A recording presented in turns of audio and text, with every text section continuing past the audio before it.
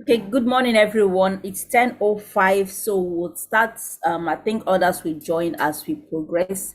My name is Florence Omer. I'm the programs manager for the Women Enterprise Alliance. Can you hear me? If you can hear me, let me know. I want to see emojis if you can hear me loud and clear. I want to see emojis. If you can hear me loud and clear, leave some emojis so that I will know that I'm audible enough.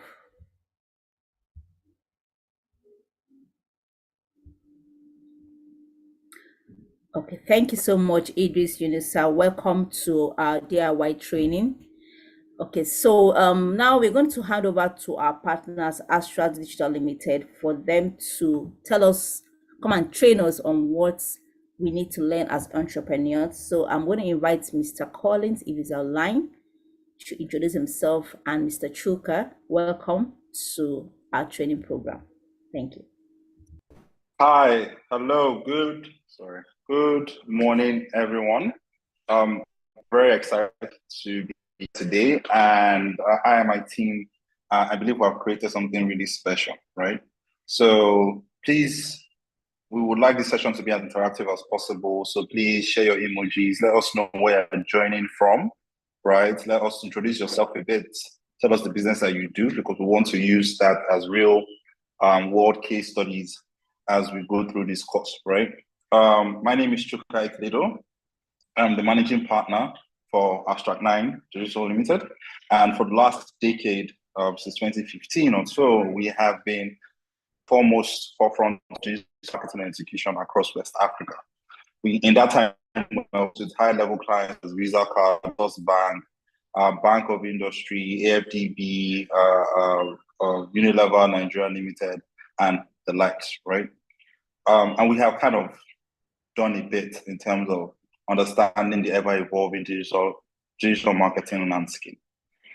The thing I want to highlight is that throughout the webinar, you're going to go through key tenets or three key pillars, right? We believe are the foundation of what digital marketing in today's world looks like. The first one is how to effectively create a simple WordPress site, right?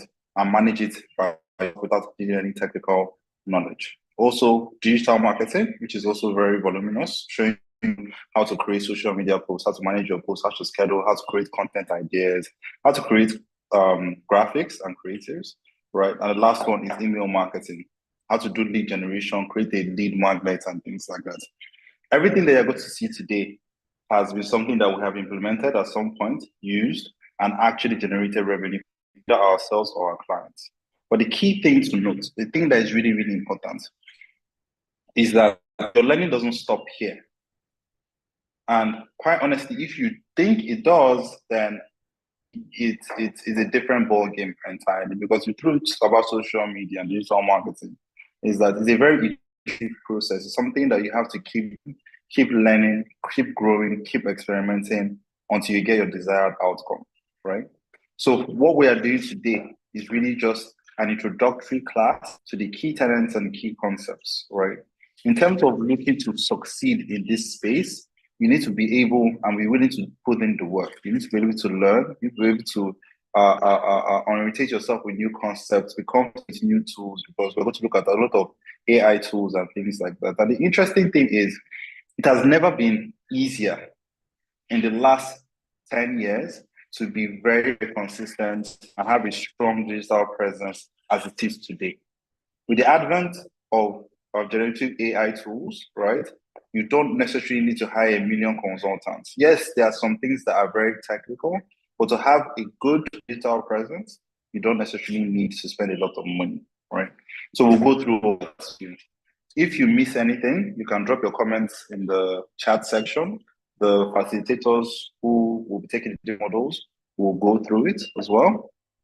And then if you also miss anything that we don't explain very well, we're also going to create a support group at the end of this meeting where we actually share like an actual video tutorial of all the things that we have spoken about, so that you guys can also follow, implement it on your own speed, ask us questions if necessary. Because like I said, your learning, your implementation, and your success in having a successful digital presence doesn't start and stop here. this is really just the beginning, and it's a very exciting journey. If you don't know much about what digital marketing can do for you, for a lot of businesses, small time businesses, is really the difference between succeeding, right, and failing. And I say that because there's so much value that you can create, you can get from just being active on social media or having a very nice looking website, having a good lead generation engine or funnel. And we'll do our best to kind of put into concept. So the first docket is Collins, who will be taking you through through email marketing.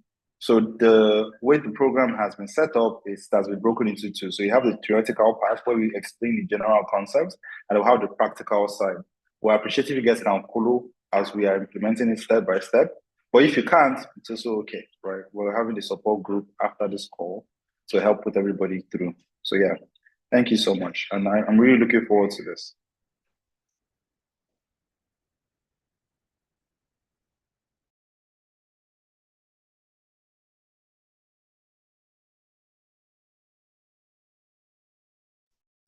I'm fine. I can see my screen, everybody. Good morning again. Good morning, Collins. Okay. Yes, we can So, see your screen. great.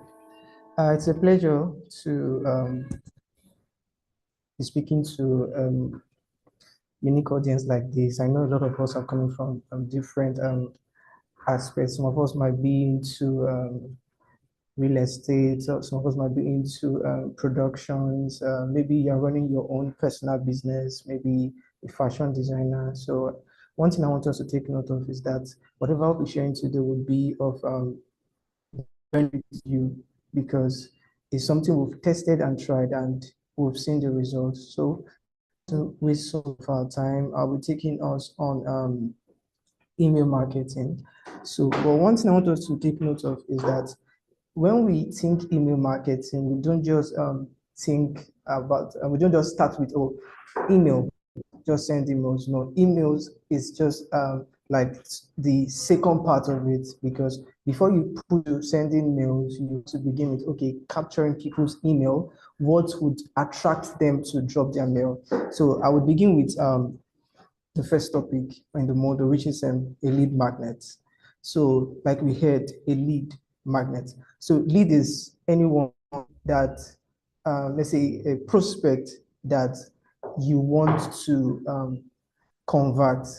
For example, you're a fashion designer, anybody that wears clothes that's interested in that would be a lead, like I mentioned. So a lead magnet now would be a free resource or offer you provide to prospects in exchange for their contact information, emails, especially because we're looking at emails. So, and one thing we must take note is that it must deliver value to be effective and should address a pain point. In other words, I'm interested in fashion and you are showing me something relating to let's just say medicine.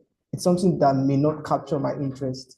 You understand? Or I'm interested in fashion, showing me something relating to let's say for example, showing me something related to food, although I would need to eat food, but basically my major focus at that moment, what drew me to your page or to your maybe Instagram handle is addiction. So it means we need to maintain that focus across board. We need to be able to hold people's attention, maintain their attention, and also ensure that whatever we're delivering to them is of value to them in the space of our business also. I'm not going to say limit it to your business, but the principal focus should be in the space of your business, basically. So types of lead magnets. Types of lead magnet, we have a checklist, we have ebooks, we have newsletters, we have calendars, planners, we have webinars or workshops. This example of a lead magnet. I believe I'll talk about that when I get there. We have a free trial, like account especially. We have templates. We see this a lot. We have case studies, reports, and surveys. Okay. So to explain a bit further and explain the reason why a lead magnet is important or why it even ties into your day-to-day business is that one of the things that have changed in how marketing and advertising and just generating business and generating clients for yourself is a lot of customers now don't buy through the very conventional way of seeing a billboard or seeing an ad and then clicking to buy. No, there is a process that is involved, a bit of a dance, right? Where you build rapport between your prospective customers and yourself. Why is the case? You must remember that any business that exists today is trying to differentiate themselves from their competitor. So how do you do that? How do you differentiate yourself, right? And set yourself up in the pack. The reason or the way to do that is by offering value to your customers or to your prospective customers. And I'll give you a very quick example, right? Let's say you want to buy a car, right? Let's say I want to buy a very nice car, but there are so many car dealers in the whole of Lagos, which is where we are situated. How does one car dealer differentiate themselves from like the thousands of other people? He can say, oh, okay, he's going to create a Instagram channel that is going to be giving people tips and tricks on how to maintain their car for free.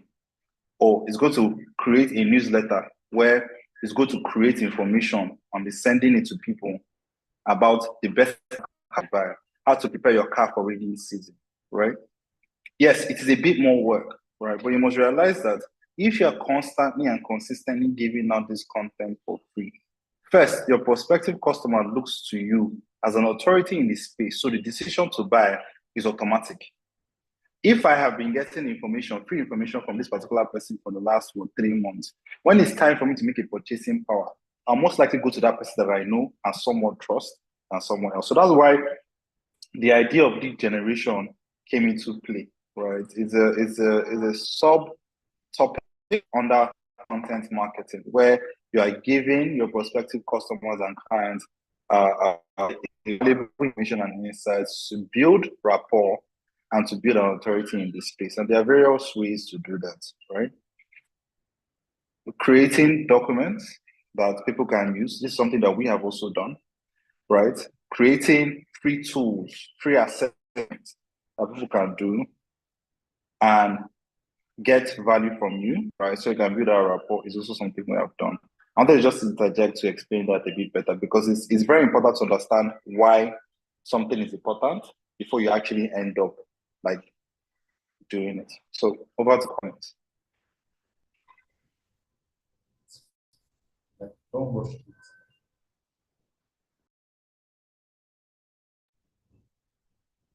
Okay, can anybody hear me?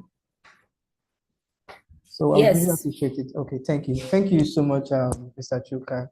So I think I was in a hurry to deliver this because maybe I'm excited also. So I'll take it slow so that we can catch. And if there are questions, just write down, you get. So right now, I want to believe at this point, you guys captured what I said. If you do, just give me an email, like it up, and if you want me to go over again, I can do that. So if you basically with me, can give me a thumbs up. Okay. So like I said, Mr. Chuka actually stated the importance of it. You understand? One in many ways we have actually encountered lead magnets. So you may not actually know that this was the effect of a lead magnet. You get so many of us we see on Instagram. Take for example, you see maybe top 5 ways to increase marketing sales, 20 ways to increase your customer base. Click this link to download this free resource. That's a lead magnet. You understand? So moving on to a checklist. So a checklist. What is a checklist? It is a step-by-step guide or list that helps your audience solve a problem. You understand? And one of the focus of this is to achieve a goal quickly. So in other words, I need to get something done in this, I think, 10 minutes. What do I need? What are the key points I need to? So that's what checklist actually is focused on. What are the key points I need to take down? What are the key points I need to have on my mind? Take for example, I'm an event planner. You get so and people come to manage their events, weddings, birthdays, and the likes. So one of the things I want to have handy is a wedding checklist. Oh, how do I plan for my wedding? What do I use? What are the things I need to take note of?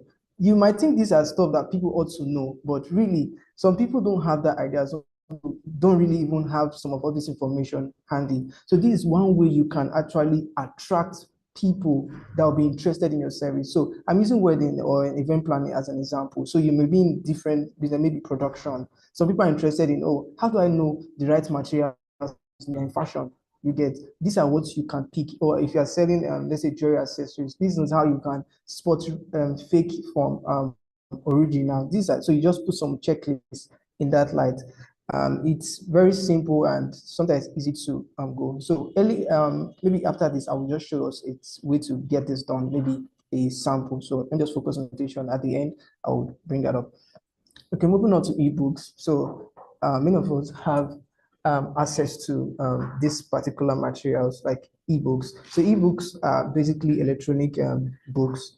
They could be maybe 1 to 5 or maybe 5 to 15%. That's what we actually recommend. So they are comprehensive resources and they go in depth to maybe a topic of interest. So you maybe, like I said, maybe you're in fashion design. So you could help people, you can come up with an ebook that help people identify good materials. So that's how you can even know if somebody is interested in even sewing, or you have a fashion school and you're looking for a way to get people, you have that concept in your head, and you're looking for a way to, oh, how do I find students? How do I know that people are really interested in this thing? So you can use this also to find leads, like I mentioned, and get to interact with them based on this resource that you'll be providing. Because remember, I said it's to be valuable, and it's precisely should be in the line or your what you want to achieve, that goal. So that would be a guide to scaling your business in 2020. Take for example, now like me, I'm a business developer. So this is a perfect business lead. This is a perfect, lead for me, topic for me that could attract people, different businesses. So how can people scale their business in the last quarter? I can just switch it to, oh, scaling your business in the last quarter of 2024. How can you do this? So people like, oh, I've made sales, but I really want to do in this last quarter of 2024. And people, I come up with an ebook, just a short piece. It doesn't have to be long, just something that is detailed and let me use the word, aesthetically pleasing, something that is fine. You get, it should not just be a document only. You get like a slide like this would be of good importance. So when do you use ebooks? Yeah, I think I missed that on the previous one. I'll go back to that. When do you use ebook? Ebook is perfect when you want to position yourself as an authority in your industry and basically provide extensive knowledge. So when you see me coming with a concept with a well-presented document or a well-presented material, you see that, oh, I've worked with so and so person, because I'll not just give you that material, I'll give you brief information or about my business. You get, I'll give you information about myself, how long I've been in the business, the people I've serviced, and customers' feedback. You can put that. So it's a good way to sell yourself. Then you can now come and give information about that specific topic that you want the people to get value from. So it's particularly good when you want to position yourself as an authority, and it's a good one. So you promote on LinkedIn, you can promote it on your Instagram page. You can upload it. This is a PDF file. Take for example my slide, and upload it as a document on maybe LinkedIn if you're reaching out to businesses, and people get to see it. And you can even, one of the best ways is that instead of showing them the whole ebook, like one thing we usually see online is that we get people to just show us a snippet of what is in, maybe like the high points of whatever resources that you are delivering to them. It could even be in a video format, you understand? You just record like, I think 15 seconds of what the ebook is about, and maybe your voice, because I think people interact more now with videos, you understand? So you can do very short video, 15 seconds, just with maybe a voiceover behind it, and just show them the pick of it. And if you click the link to get this resource for free, so people click that link and fill a form. I'll get to that point. People click the link and fill a form, and from there you take it up from there.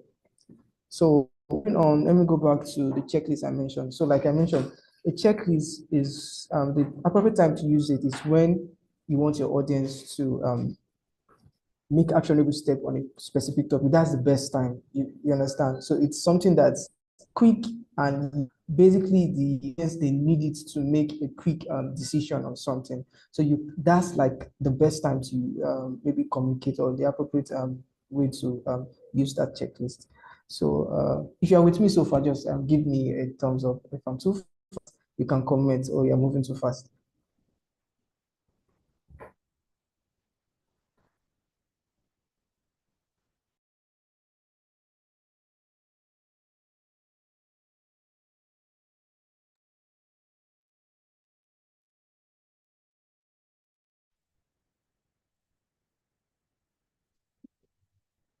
So thank you so much. Thank you for the feedback. So moving on to newsletters. Okay. In newsletter, we see this a lot. Maybe you log into, maybe you visit somebody's website, www. Let me use Florence's name for Florence at, let's say, at Florence.com. Let me use that word. So take, for example, Florence is someone that's producing food. Take, for example, so she's into food production. She's looking to push products in mass. You understand? So, and a website is a good one for it, because people get, like an e-commerce store, people get to come to that website, maybe from your Instagram handle, Facebook, from even an ads or a page boost, and so many things like that. People get to view your website in your absence, so they don't need to even call you. You just, oh, I saw this somewhere. I saw it on somebody's book. I saw your website on somebody's, let's say, WhatsApp status, and they come, all that. That's that. So a website. So one of the way to track people, or to even reach out to leads, is that you come up with a session that whereby people can opt in for newsletter. I believe what we might have opt in for newsletter, and there might be several reasons why we did that. So a newsletter is a regular scheduled email update filled with curated industry news, tips, or exclusive insights. You see that it could be tips. You understand? Like me, I opt in for, I'm actually interested in this AI tools, and like, so I'm opting for. If somebody wants to say something?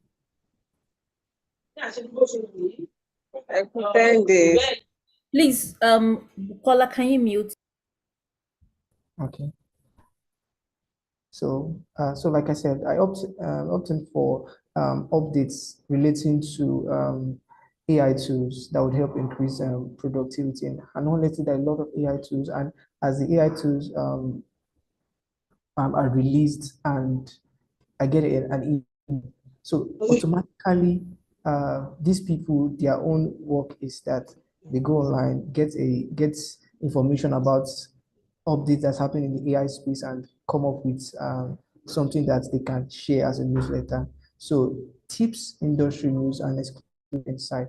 So an example should be, sign up for our weekly newsletter to stay ahead of latest marketing trends. It could be fashion trends. So what you just do, if it could be food, like I said, Florence, or some people are finding it difficult to live healthy because we are in a fast world. People rely on snacks and the likes. So you can just say, okay, why come up, this is a weekly newsletter to help you with eating healthy diets or healthy meals, and you come up with regular tips on how they can put healthy diets in their day-to-day meals that you get. So these are stuff that would help build get people to sign up for newsletters. So once they've clicked on your website, they opt in, you can take it up from there.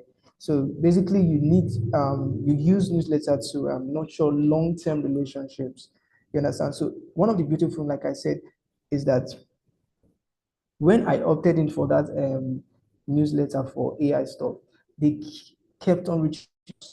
So, and it has stuck in my memory because I email maybe once in every week, once in every month. And because it's something of interest to me, I would always check it. You understand? So because it was delivering, or it is delivering value to me. So that's what you need to always also take in mind.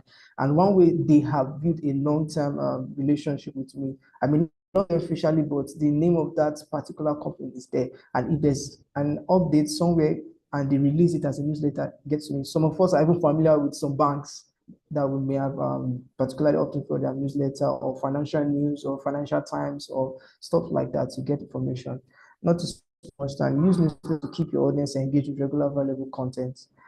You can also share it, like I mentioned, your website, your social media bio. So you click a link, people opt in for this, and you get their email. Your blog, so you probably have a blog, you can also do that, or you can also run ads and people can also use that. So the next one is calendars and planners. Calendars and planners. So calendars or planners, they are downloadable or printable resources in calendar format or as a planner. So they help your audience organize tasks, events, or content. They are kind of similar to a checklist, but the only thing is that this one now has a time allocated to it. It could be in days or it could also be in time frames. You get, or 5 to 8 p.m. This is what you can do. Take, for example, you want to live a healthy diet. So in the space of I want to live a healthy, I want to have a healthy eating habit. So you can just say, okay, these are the times that is good for you to take. Maybe I come up with a planner for, let's say, dieting. So I can just come up with a simple template. The first point would be, okay, day one, uh, 8 to 10 a.m., you can take this particular meal. Around 12 is good for you to just come up with snacks. Maybe in the, let's say close to the evening, you can take this particular meal, something that would help people make decisions in timelines and or in a good specific time frame. So that's what calendars are, planners, and that's what they are for. So basically, like I said, is ideal, like I mentioned, these planners would be ideal for busy professionals, people that want to be able to take actions and also in a time frame. You get, so it's used alongside your daily activity. With calendars or planners are for entrepreneurs, social media managers. So I want to bring it down to the entrepreneurial space. So if you're an entrepreneur, you can come up with a planner relating to, if you're in food production, like I mentioned, dieting. If you're in maybe fashion design, so people that maybe Gen Zs, let me take for example, some of us are into the tech space and we are interested in fashion. Okay, this is how you plan for events, for your Sunday outfits. You can come up with stuffs like that, goods, color combinations, materials, clothing that would catch people's attention, and people that not everybody likes or wants to go through the stress of thinking, I select my clothes for Sundays. You can just help them, or what is the next color combination I should get for clothing material, so that some people have issues finding to do that. So you can create content or calendars around that, help them pick specific colors for events, whether this is a good one. If you are going for a concert, if you are going for a church activity, if you are going for maybe a conference, so you can just come up with planners. They by themselves would put in the time and the date. So something like flexible. So that's that for calendars. And moving on to webinars, this whatever you're experiencing right now is a lead magnet. I believe some of you have registered, all of us particularly, including me. I had to register, put in my mail, put in my names, put other information. So one thing I want us to take note is that this is lead magnet in action. Yeah, because if whatever, if it was not valuable to you, you wouldn't have joined. You understand? Webinar has done a good job because they're delivering value to me and value to you. So webinar basically is a live or recorded educational resources or educational session, sorry, on a specific topic. And samples could be 5 ways to double your leads in 30 days. It could be 5 ways to cut down your sugar intake if you are into food. I keep on, maybe I like food a lot, that's why I'm using food, but that's fine. So just on the lighter note. So when you use webinars, it could be perfect, perfect for providing deep insights or education on complex topics while building a direct connection with your audience. So don't take for granted, like I mentioned, food. Some people are finding it difficult to slim down.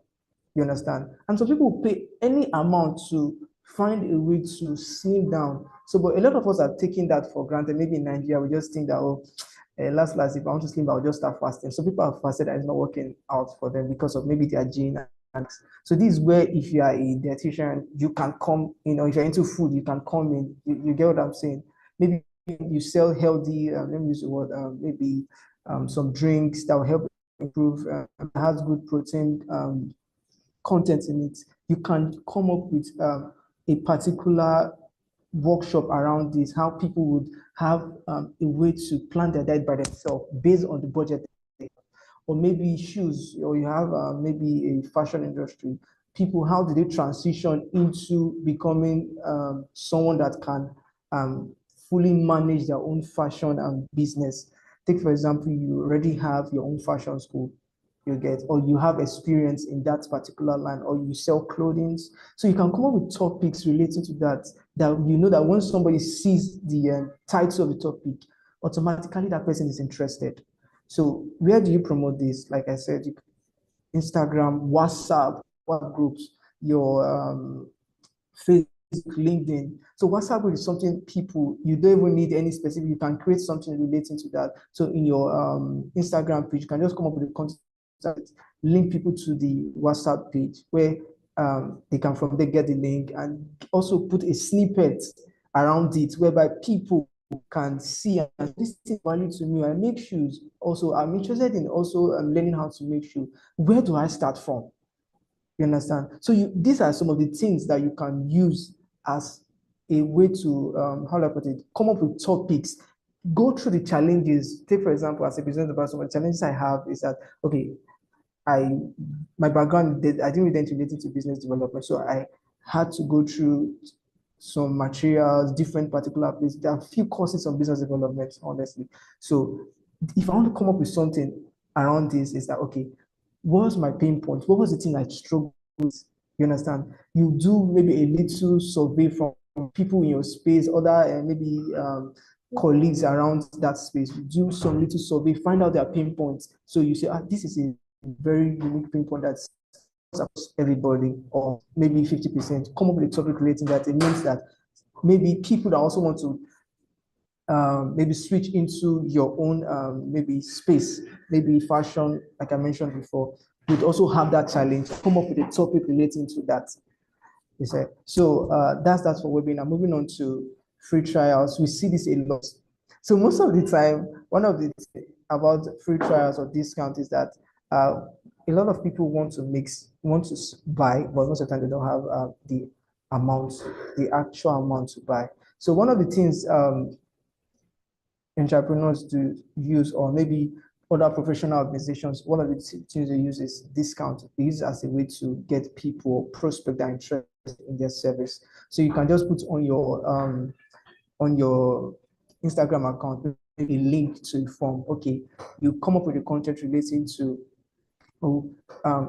preparing for the festive period, let's say December. I'm giving the first 50 people that would fill this, put in their contact details and their emails. I'll give them a 10% discount. You understand? No way people will be able to even track, okay, I'm the 50th person. Everybody will rush in, they are filling their details and the likes. You could even get close to 100. So you let them know, oh, this based on the screenshots you see here, these are the 50 persons that you could that actually filled the form, and these are the people I will give that discount to. So I'm drilling it down to a very, very basic point. If you don't have a website, if you have a website, automatically you will just put it on your e-commerce website, or you want to make sales. You see this on Jimmy, you see this. Even Jimmy, I use this a lot. Black Friday. You see, I believe many of us are familiar with Black Friday or other shopping stores. They use this a lot as a way to get people. Honestly, some people don't even open a platform until they see, oh, there's a discount. So I click and I want to register and like. So it's a good way to get people's attention.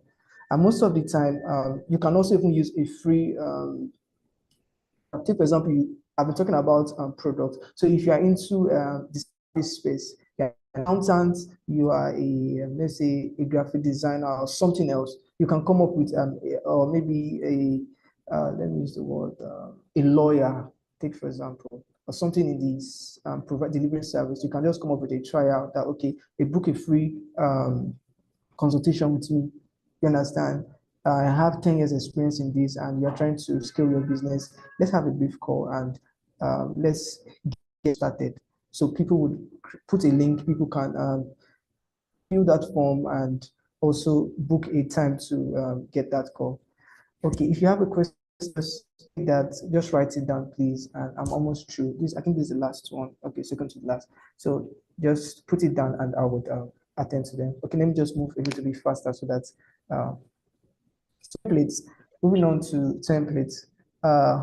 Pre-made templates are actually pre-made files or formats that help your audience save time and effort. Yeah, templates is something that will save time and they are in a formatted form. They are in a format. Yeah, in a format. So take for example, I want to create a design around my product. We log into Canva and you see templates. You could also come up with templates on even, let's say, for example, creating your first visa. So that template will be, okay, these are step-by-step guide on it, you understand? So you show them the process and quickly they say, oh, this is something they can use also, you understand? So like they can tweak it in a way that suits them. It's not a very strict. So the splits are usually malleable. You get, so what template does is just to give people a head start into something and show them, okay, this is how you can start, but you are permitted to customize it in your own way. You understand? These are templates that you can use for your diets. These are templates that you can also use to come up with your own your three course meal for the day, you understand, or selecting your three course meal for the day. These are simple things that you can use, and you can promote it across different social media platforms. So it can just be a, what they call it, a document, like a designed one that people get and something that they can maybe edit. You understand? So you can, so many of us can use Canva to come up with designs like that, or even, let's not even go too far, your Word document. So there's you can come up with, use your Word to come up with templates, different. Thank God Google is there. So Google has some already templates that can even help you come up with templates that you want to use for anything. You know, so just go on it, type Google templates, Google Forms, blah, blah, blah. You get informations that would help you. So moving on to case study. Case studies, basically, they are in-depth reports or examples that highlight how your product services are delivered or services you delivered actually impacted clients. You get. So take for example, if like I got stated, we worked with Unilever, worked with Chi Limited, we work with different organizations. So if I'm coming with a case study, I will come up with experiential information. So I'm not just speaking from a standpoint that maybe I've never had contact. So first, if I'm coming to this case study, is something that me myself have experienced, and it's a study that I'm taking out of that experience. So I've worked with 10 organizations, and these are what I did for them, and this is the report. Let's go to a very good example. You're a fashion designer, you understand, or event planner. So you could come up with case study. Oh, I styled Mr. A and Mr. B, and they even had average budget, and these are pictures that show that the event was good and they were happy because I was able to help them manage budgets, and I was able to help them get value out of the money they spend by delivering a good clothing design or clothing to them that suits that meets their, how do I put it, their needs as a, maybe as couples that maybe looking into maybe the wedding, basically. So you can just come up with case study. Take for example, we at Ash right now, we have our case studies, how it helped different organizations increase sales revenues, get to meet more clients, increase your client base, and what we did, the timelines we did, the challenges we had along the way, and how we helped them resolve this. Again, so these are what case studies are about. Surveys and quizzes. So quizzes basically, or quizzes, they are in a gamified form. So usually we on LinkedIn a lot, and most of the time we do not take notice of the fact that this is also a lead magnet. So you can come up with something that's not overly serious. Take for example, it could be something related questions basically that is relating to people understanding their need or their style as a person.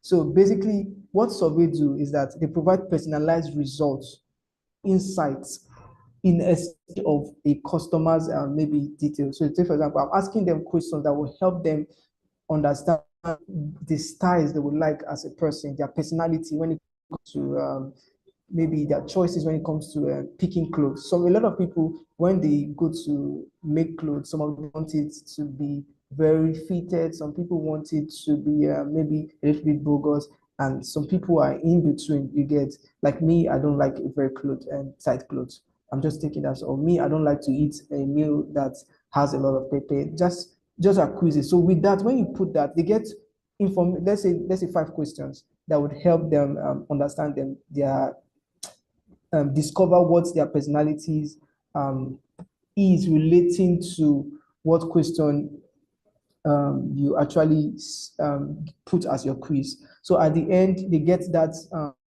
automated response or report from your end. Oh, this is you. This is how you rate when it comes to selecting clothes. These are preferences that would be. These are some materials that would be good that would help you along this path. So it could be around even fashion school. Take for example, you come up with quizzes relating to okay, what are your what kind of where do you want to major in? Is it around sewing suit? Is it around maybe traditional attires?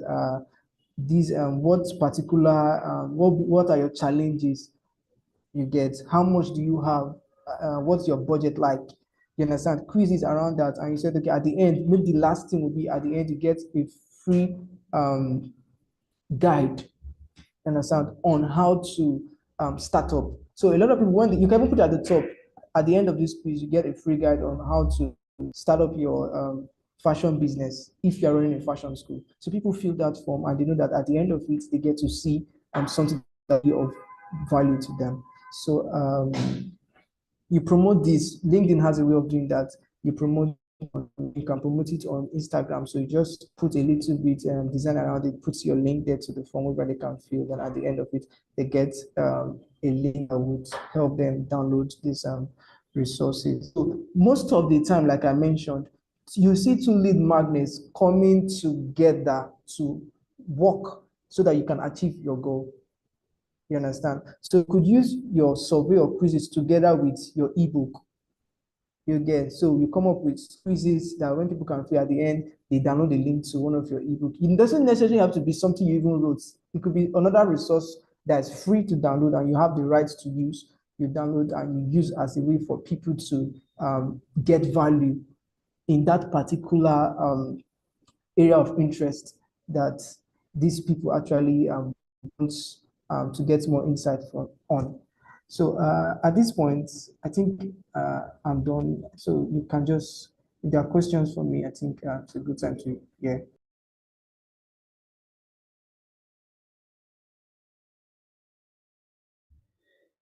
Thank you, Collins. Thank you so much. It was a very educative class, and I hope that our participants have gained a lot. So we have questions. If you can also share your problems pertaining with lead generation so that Collins can, give you a case scenario how you to handle it. I think the floor is open for you to do so. If you're running a small business and you want to share your problems or share your experience with us on how you're able to generate leads, either from Facebook, Instagram, or LinkedIn, our facilitator is here to guide you on it.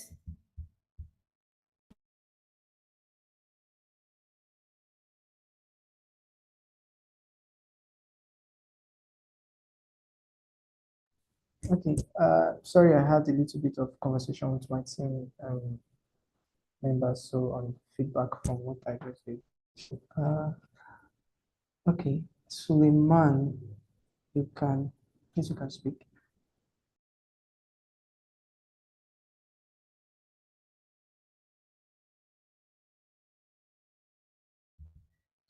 Okay, I think Halatu Salisu wants to speak. Please go ahead if you have. Plus, just kindly help me so that I think it's better if I have someone assisting me. There are questions Okay. to be moderate. Thank you All so much. right. So we're going to unmute you. Let the admin unmute you so that you can speak and ask your question.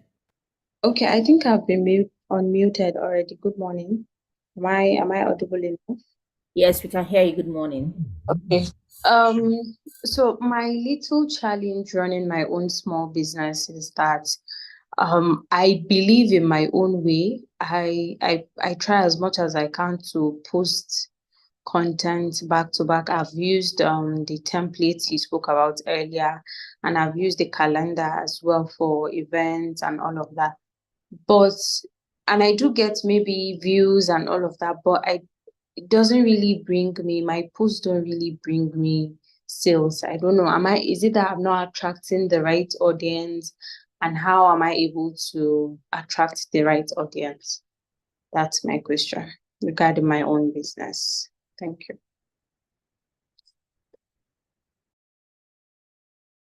Oh, that's a good one. That's a good one. I like the fact that it's practical, and I like the fact that she's opening up. So yes, so many of us might have even actually put this to practice. So one of the things is this. Can I ask you this question? I think Salisu. Yes, go ahead. I would So love. when you come up with this content, you don't have a way to grab people's either number or emails. No, I just post it on my Instagram feed and story. Yes. Okay. So what you really do now is that when you post, you are expecting that when this customer needs this, he would reach out to me, right? Yes. Okay. So many times, take for example, I'll give you a practical example of what happened to me, I think some days back. So I have a particular app. I'm using a gadget. So, and that gadget, I installed a particular, I didn't even install it. It came alongside with the phone, and it's an e-commerce site. I don't even know the site. So I saw a pop-up notification, get this headset at so and so price. I've never opened the app for anything, but I did it back and I was like, oh, this is something that's interesting to me. You get. So at that point, I viewed and I checked. So when I tried to maybe more inquiry about the stuff because it was discounted, they requested that I put my details. You see that, put my number, and automatically I didn't even go on to buy. In my mail, I just saw some days back that, oh, you clicked this and you didn't make a purchase or following up for this. You understand that in 2 days the discount would expire. You get what I'm saying? So now one of the things that would help you if you are using a checklist, like I said, a snippet is very good in the sense that you give them this, you show them like a version and say, okay, to get a more elaborate um, resource relating to this, click this link and you would fill a form whereby you get a template that you can tailor to your need. So when they fill that form, maybe you ask for their emails, like I'm focused on email, or you can put a number, you know, and ask for their emails, ask for numbers and names and stuff if you don't want to take it much because some people attention span I think for filling form is not, I think, let's say 20 seconds basically. When people see the first two questions, they say, they just check it, just see, oh, go to the last, it's like 10 questions, I'm not interested again. Automatically they lose it because they're taking time filling the form. So you want to consider that when you are coming up with that. So your posting might be great, but the essence of a lead mag is to get people's information, contacts in a place whereby when they've showed interest, you can now reach out to them. You understand? So take for example, you have an account, an Instagram account, you have maybe a link whereby people can see what your services is about. It doesn't need to a website. It can also be something that you can host on your Google. So I think a lot of people are now aware of this, but maybe I'll just show us a sample after this. So you can just host it on your, not really host, just put it on your Google Drive, get the link, make it open for people to view, all people to view. And when they click on that link, they fill the form. And once they fill the form, they get access to the resources at the end. So by so doing, once you get all these individuals, you can now reach out to them, even via mail. Oh, I saw you showed interest in my product. I have a 10% discount for first 20 people that will make purchase between the space of so and so date. You understand? I look forward to your feedback. And if you have any questions, please feel free to reach out to me. You put your business WhatsApp business account there. Reach out to me via this link on WhatsApp. Simple. So from there, you can pick up the conversation. So I hope I answered your questions. Yes, I was laughing behind the scenes when you said, and I'm guilty of that. Anything I'm asked to fill, or maybe a survey or something, if it's going to take time and it's too much questions, too much putting of details, I automatically just lose interest. So that also is a good hint. Just be precise and have little questions or little things for your client to fill, and also get their, have an accessibility to them in a way, maybe through mail or number, all of that. So that was really helpful. Thank you. I appreciate. Okay, thank you. So I think it's good I show this immediately. So this is a form. I believe many of us are familiar with this. This is something that is easy. Everybody have access to it. So you have a Google account. You just go search Google Form.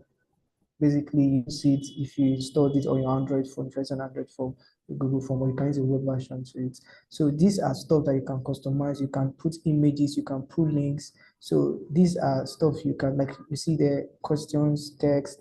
I can add an image. So if I have a logo, I can put it here. This is the title. You can basically put the title of the form. I can just use something like this. How do I wonder why. I difficult to, okay. How to spot fake jurors. So take for example, you sell jurors. You understand? So many people find it separate original from fake, and you have information relating to that. Just come up with something like that, and maybe you create a form around this. So these are where you can, this is a description of what the form is about. These are ways you can, these are questions. It could be your name, could be a name, could be let's say the next one, it could be a contact number. So I'm not going detailed into it, you understand, because this place gives you the customization settings for you to set up the forms. So I believe in your own time, many of us might be even familiar with, in your own time, you can also explore this. So one thing I want us to take note of is that, so once you have your lead magnets ready and you create this form. So the question is, how do these people get to download my lead magnets after they fill this form? I believe some of you would have that question in mind. So I've put a link to this where when they fill, they should get access to the lead magnets, maybe an ebook or maybe a checklist. How do you do that? So maybe you've worked on Canva, maybe you just did some little design on Canva and you've created your design already. So you can come to this point in the form, come to this settings point, go to what's it? Response presentation, I think so. Yeah, presentation, confirmatory message. You see this confirmatory message? So you can just put at the end of it, thank you for filling Thank you. this form. Click this link to click the link to get the free ebook. Take for example. So now in this place, you put a link, attach a link here, you understand? Or you can even come down, just give a space, and you put that link. So you probably, let me say probably, you at this point, I want to believe that whatever design you have or ebook, checklist, whatever it might be, you have put it in your Google Drive.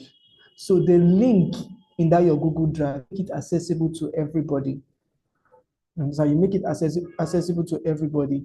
Take for example, if you can see my screen, I'll just, if I click on, okay, not yet. New tab. So once I click on these spots, I get to see a drive, and there are other documents in my drive. Maybe take for example, these are, can see my drive. Okay. So you can come to this point, you understand, share. So come to this point, share, and once you click on share, it's loading. You click on share, you just change this access to maybe anyone with the link. You understand?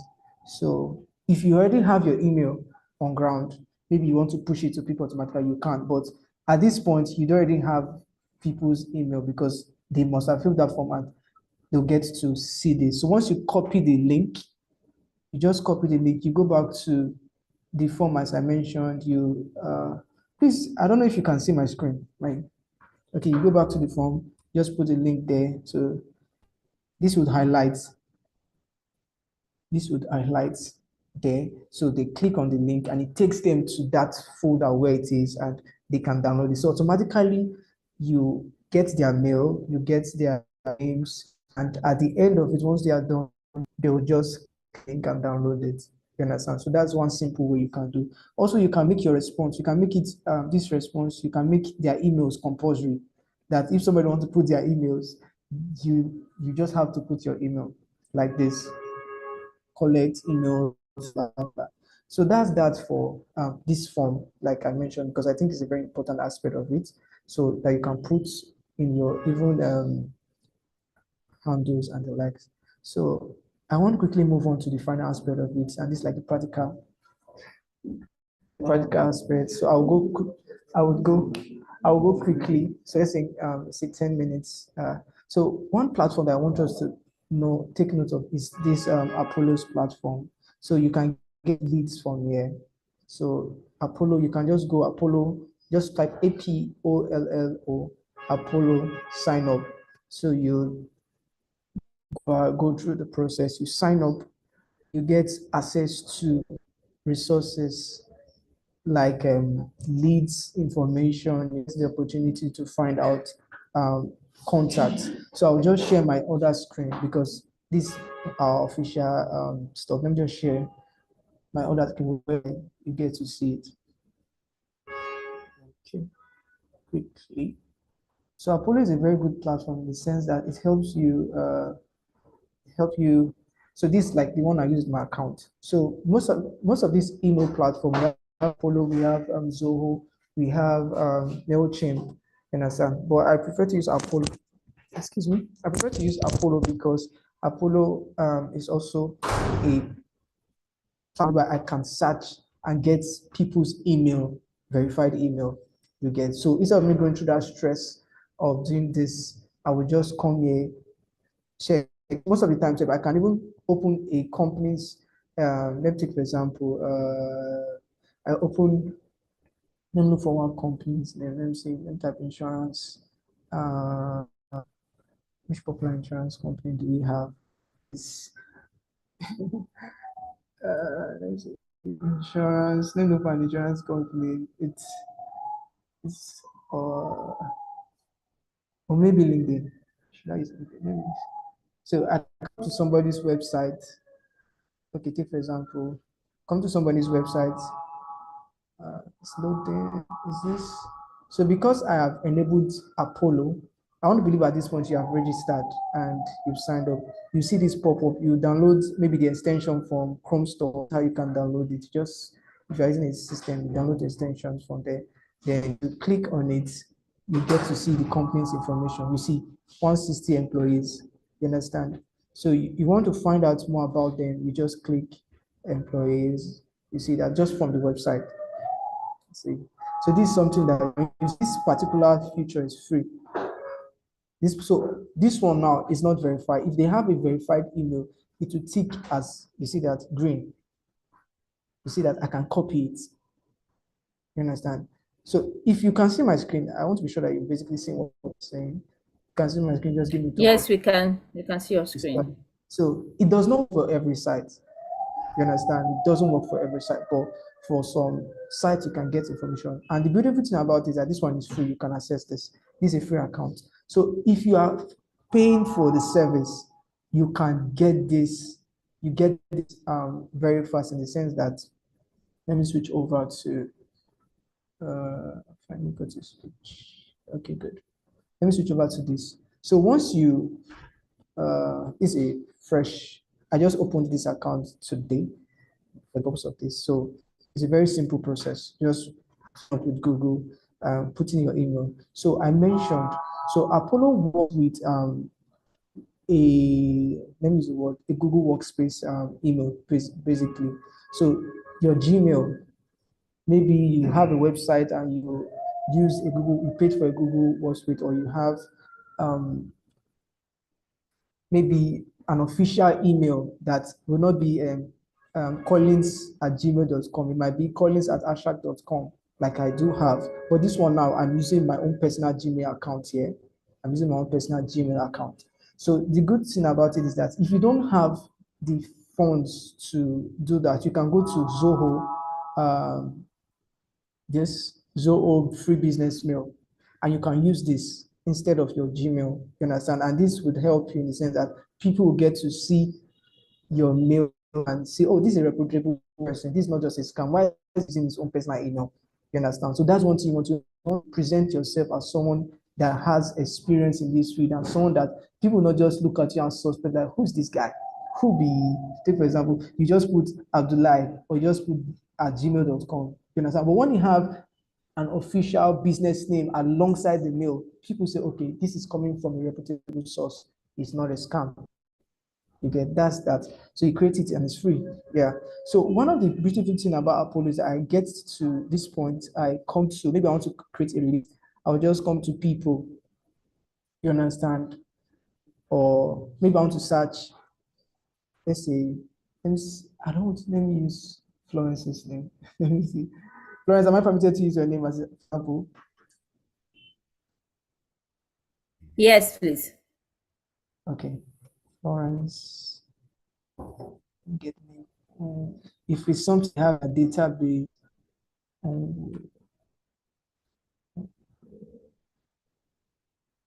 so let me just, if it's something they have in their database, it would show. Okay, you see that? Yes. So, yeah. So right now they don't have the email. Where the person is working and the information is in their database. So maybe it might not be accurate, you understand? So maybe I click on this. If I have a paid version, I maybe see something relating to the number and likes. That's that for it. So I can even view, if I click on it now, I can get to find them on LinkedIn and get details about that. But this is like a very stressful process you get.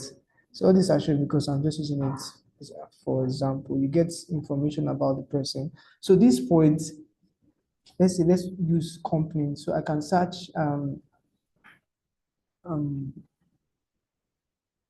should I use let me use something that's use junior, something that okay, let me use junior. Junior group, junior Egypt, and like you see different people around it. So I now personalize this in the sense that I would come select maybe enter, I can see enter company name. Yeah, I'm using this. I can come here location. I want the location to be in, you see that you're seeing the drop down, right? Okay. Germany, I can drill down. I can come to employees. I can say, okay, I want a number of this, let's say 10, I want this range. I can drill down to industry keywords. I can say, okay, I still want to drill down agriculture. I want to drill down fashion. I want to drill down to arts. So it's applying these filters. I want to even drill down to buying intent. You understand? I've not set up this aspect, but you can do that. You do this website visitors. These are actually locked because it's not a free platform. So this part you have to pay for it. So I can drill down to this point and you get informations like this one. These are informations about them. I can click on it. Junior group. Take for example, I see. I get to see employees. These are employees. These are employees. These are emails.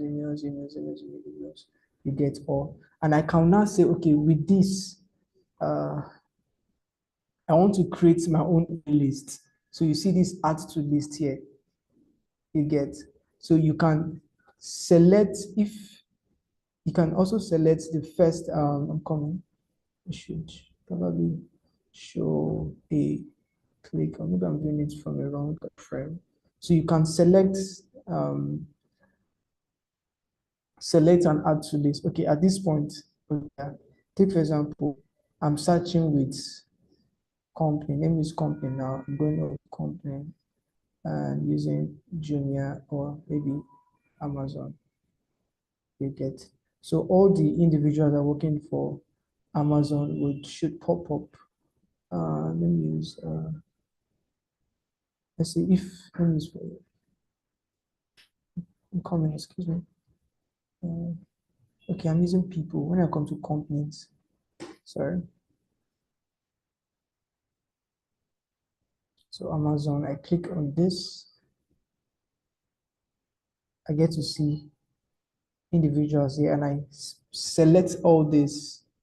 And once I select all this, I can add to list. You get add to list. First, I'll create a list. Let me say email campaign.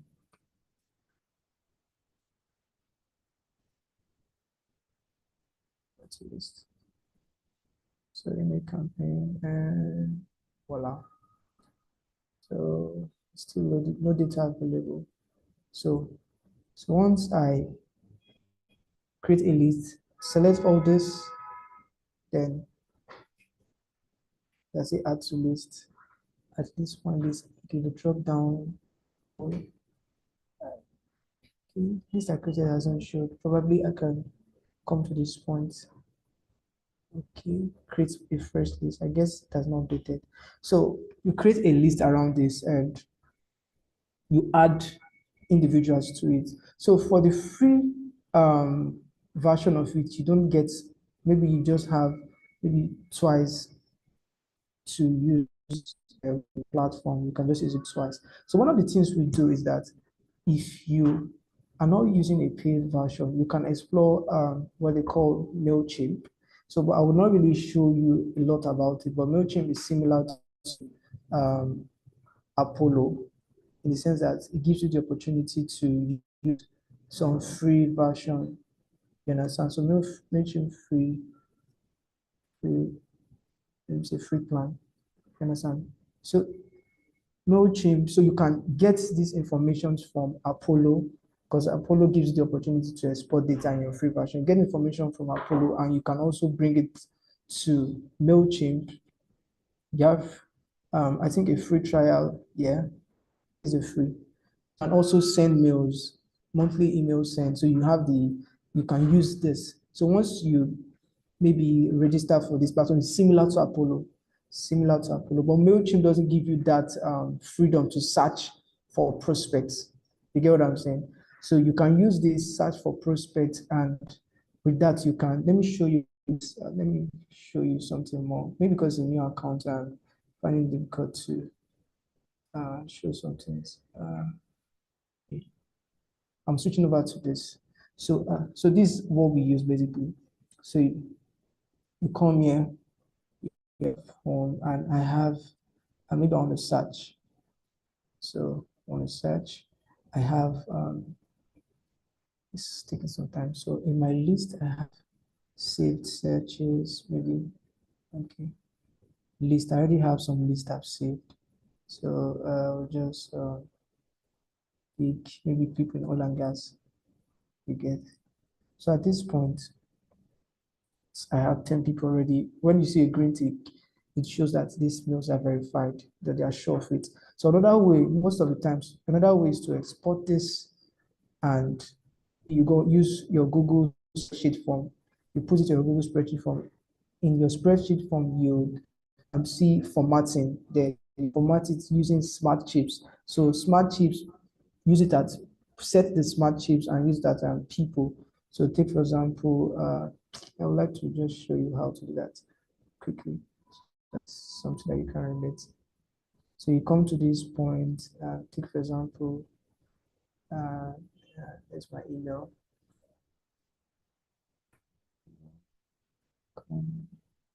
Collins@gmail.com. Collins@gmail.com. So I can just, maybe this is what this part of the mails. I can just come to this place and format. That's okay. Test.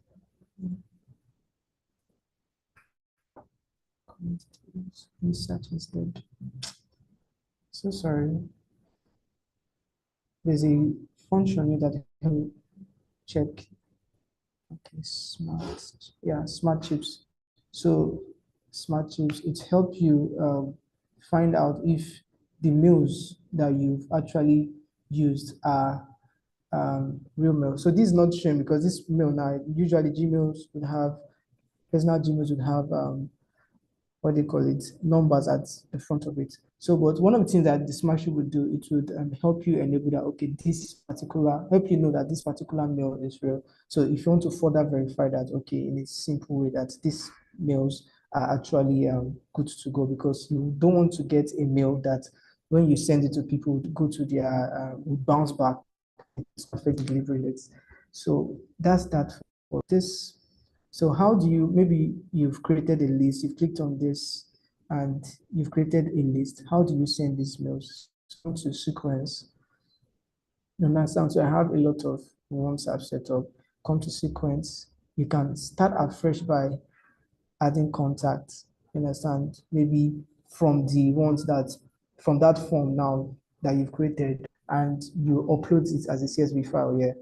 You understand? So when you uploaded it, it shows. So when you want to send, it comes to the point whereby when you want to send a mail, you can send it using Apollo. So all the mails there, you just put the format, all the mails appear there as mail. So you format it as first name emails so that once the system is reading it, they can easily identify it. If you check here now, this is how Apollo will pick it.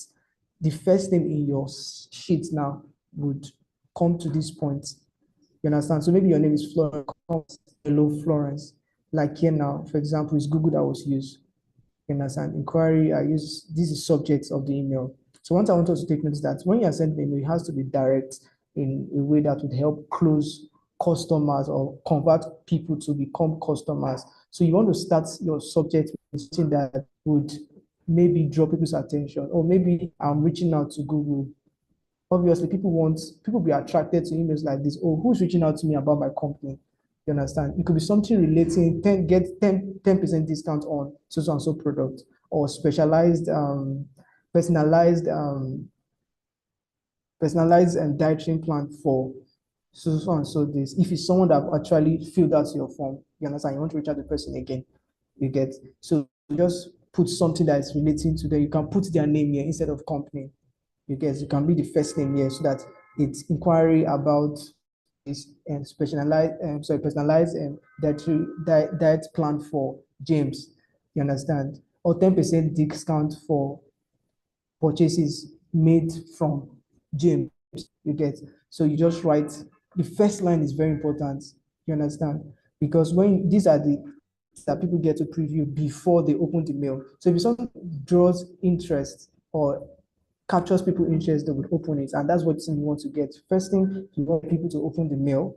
You know, and the second thing, you want people to sign. So once you just keep it short, simple, and show that, okay, you're a reputable person. And if you want to further take them to a platform, you can just put a link, but I would advise you make it short, if possible, shorter than this, you get, because take, for example, a lot of us are entrepreneurs. So you just put the link in this particular place, or your number particularly, you understand, and a link to your WhatsApp page. But we want to try to avoid some things like buy, sell. You can use other word because Google now has some specific features that would flag out emails as phishing mail. So in other words, this person is sending them mail.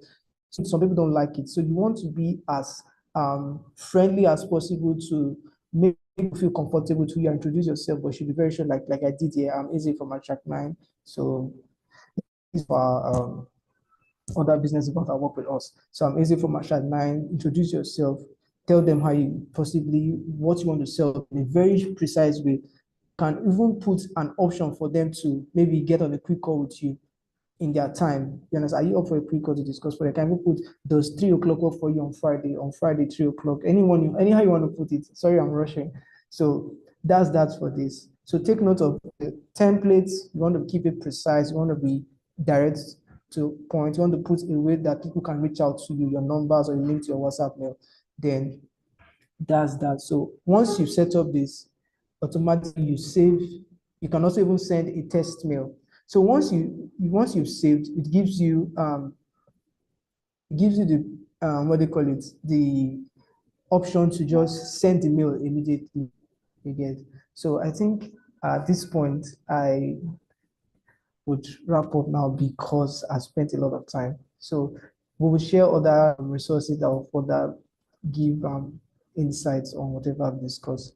So I mean, I've missed some points. I'm really, really sorry, but I think at this moment in time, we have other facilitators that would want to come up. So if there are other questions, just reach out to us.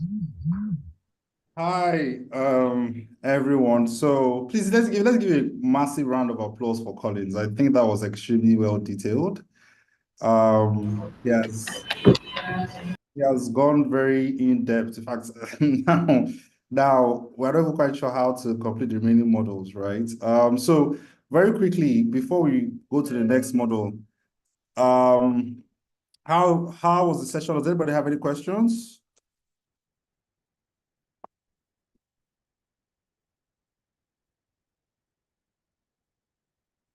Okay, I'll take that as everybody understood everything. We're going to quiz everybody at the end of the call, though. So if you don't remember anything, you lose the prize that we have for everybody. So Mubarak is going to go ahead right now to handle the website management as well. But yeah, so thank you so much. Mubarak, over to you. Thank you very much, Chika. Thank you, everybody. Thanks a lot for your presentation. It was very insightful. Hi, everybody. Can you just drop a thumbs up so I know you're hearing me loud and clear?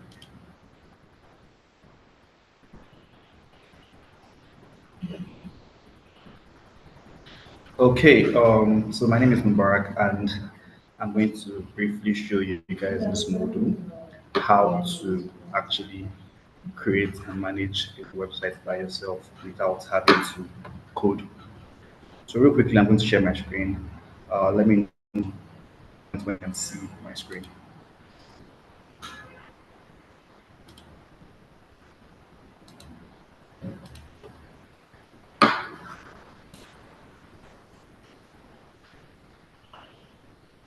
All right, is my screen visible to everybody now?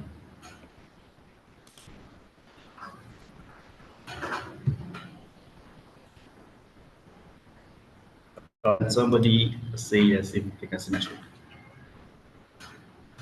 All right, fantastic. So in this module, we're going to talk mainly about creating and managing a website using easy drag and drop tools like WordPress. Now, before we start, I want us to maybe talk about why it's important to have a website in this 2024 that we're in. Everybody's going digital, right? And having a website today is not just an option; it should be considered an absolute necessity. And the reason being that in most times you find out that having a website typically depicts the first point of contact between your businesses and potential customers, right? You know, a website is part of your online presence, and that influences how people perceive your brand and your business. So we're going to be talking about basically how we're going to build the website and how we can also integrate e-commerce option into our website. Before we go into details, there are two components that I would like to discuss briefly, which is web hosting and a domain name. So real quickly, what is web hosting? So web hosting is basically a service that stores your website files and makes them accessible on the internet. So by website files, I mean like images, text, videos, basically everything that you are seeing on your website. So you can think of it as renting a space on the internet for your website to actually live in. And without having a web hosting service, you cannot actually have a website online.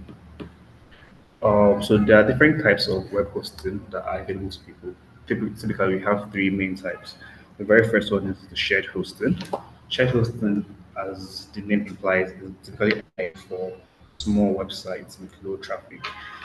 In a shared hosting plan, it's typically sharing your server resources with several other websites. To put the context, think of it as living in uh, and in a building that has over 34 flats and you have just one water tank. That is how shared hosting works, where every flat in the building shares one tank of water. We have the other type of hosting we have is the VPS hosting or private server. This is a more robust option that gives you more control and more flexibility. And then you are sharing your server space with fewer websites. So put in context, think of it as living in an estate, right, where you have six flats and you have just two water tanks where you share your water with just two people. Of course, you have more water and you have more to get your water. And the last one we have is a dedicated hosting. This is probably the most advanced option where you have an entire website server to yourself, right? So you're the only one sharing the resources. You don't have to rely on anybody. But in most cases, right, it's usually big companies or big websites that use dedicated hosting. Right? For our purposes, right, hosting may be ideal for you. You may want to consider other things like budget and whatnot when you think about the kind of hosting plan that you would like. So in getting a hosting plan, there are different what's it called web hosting providers out there. We have Bluehost, we have Google Hosts, SiteGround, GoDaddy. Google Host is typically it's actually a Nigerian brand that offers very affordable hosting plans for people about web hosting. Second thing I want to talk about was or is a domain name. A domain name is very integral into when you're creating a website. Your domain name refers to the web address that people type into a browser when they're trying to visit your website. So things like www.facebook.com, www.abstract.com, those are all domain names. Right, so it's very important that when choosing a domain name, you want to use a name that is very short, easy to remember, and reflects your brand. As an example, let's say our brand name is Winner. You want to find a way to put Winner into your domain name so that people can easily remember it. And once they see it, they know that, okay, you are referring to Winner. So in selecting a domain name, there's an approach that I like to take to brainstorm several names, right? In brainstorming, you want to make sure that your name is spelled, it reflects your brand, and it's not too long. Once you have decided on a name, you want to check if that domain name is available. And this is very important because you find out that several people have websites, and in trying to be creative, somebody may have already chosen the kind of name you want to use for your domain. So how do you check for your domain? In most cases, the web hosting provider that you select usually has a tool for you to check availability of domain. So I'll quickly demonstrate how you can search that using Google Hosts to host those one that is easily accessible to everybody. So if you just type into your browser googlehost.com and then it opens up the Google Host website, right? So if you can see my screen, there is a point here that says search for domain. So real quickly, I'm going to search for a domain name that I know for certain has been chosen. Let's say abstract.com. So once you search for it, the tool scans through the internet to look if there's actually a domain name that is existing on this address, right? Um, Give it a second to load. So ideally, I'm expecting that it should give me, it should say that it's not available because I know for a fact that Asha.com is actually currently in use. Okay, so it says here Asha.com is unavailable. So obviously it means that we cannot proceed with this name. So just to show that it works perfectly, you can search for in a different one. Let me just use my name, Barack Adeyika. I hope they have not used my name to do the website anyway.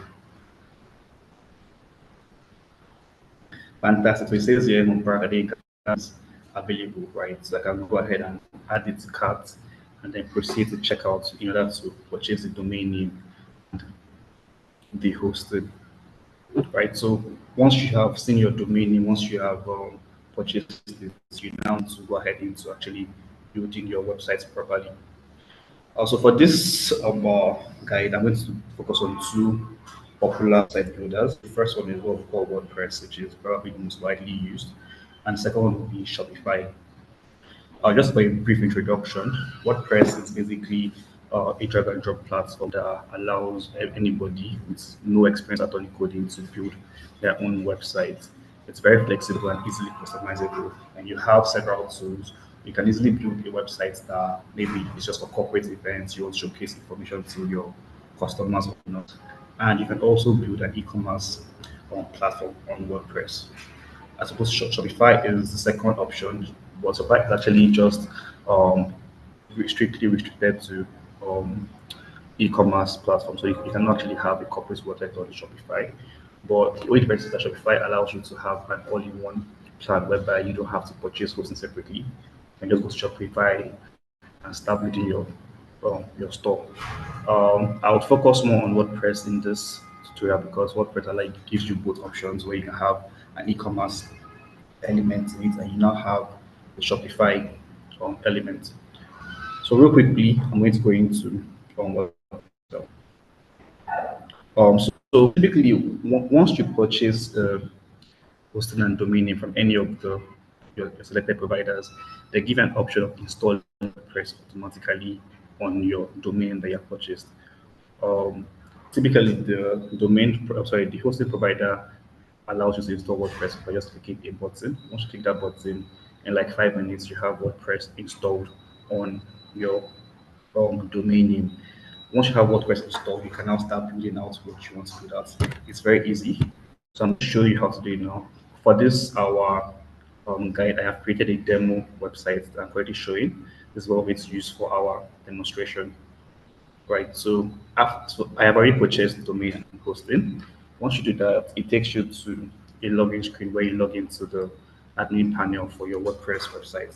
This is typically where you start to build out your website. So I'm going to refresh quickly because I can load the correct information.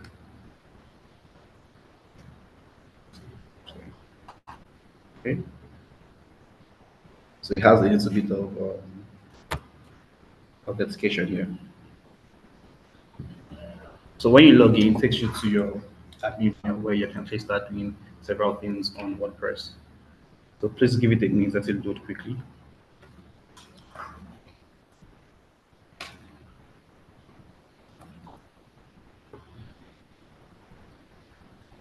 Don't worry, if you have lost at any point in time, you can call me back. I will gladly explain again. I don't know why it's taking so much to load. Okay, let me refresh real quick.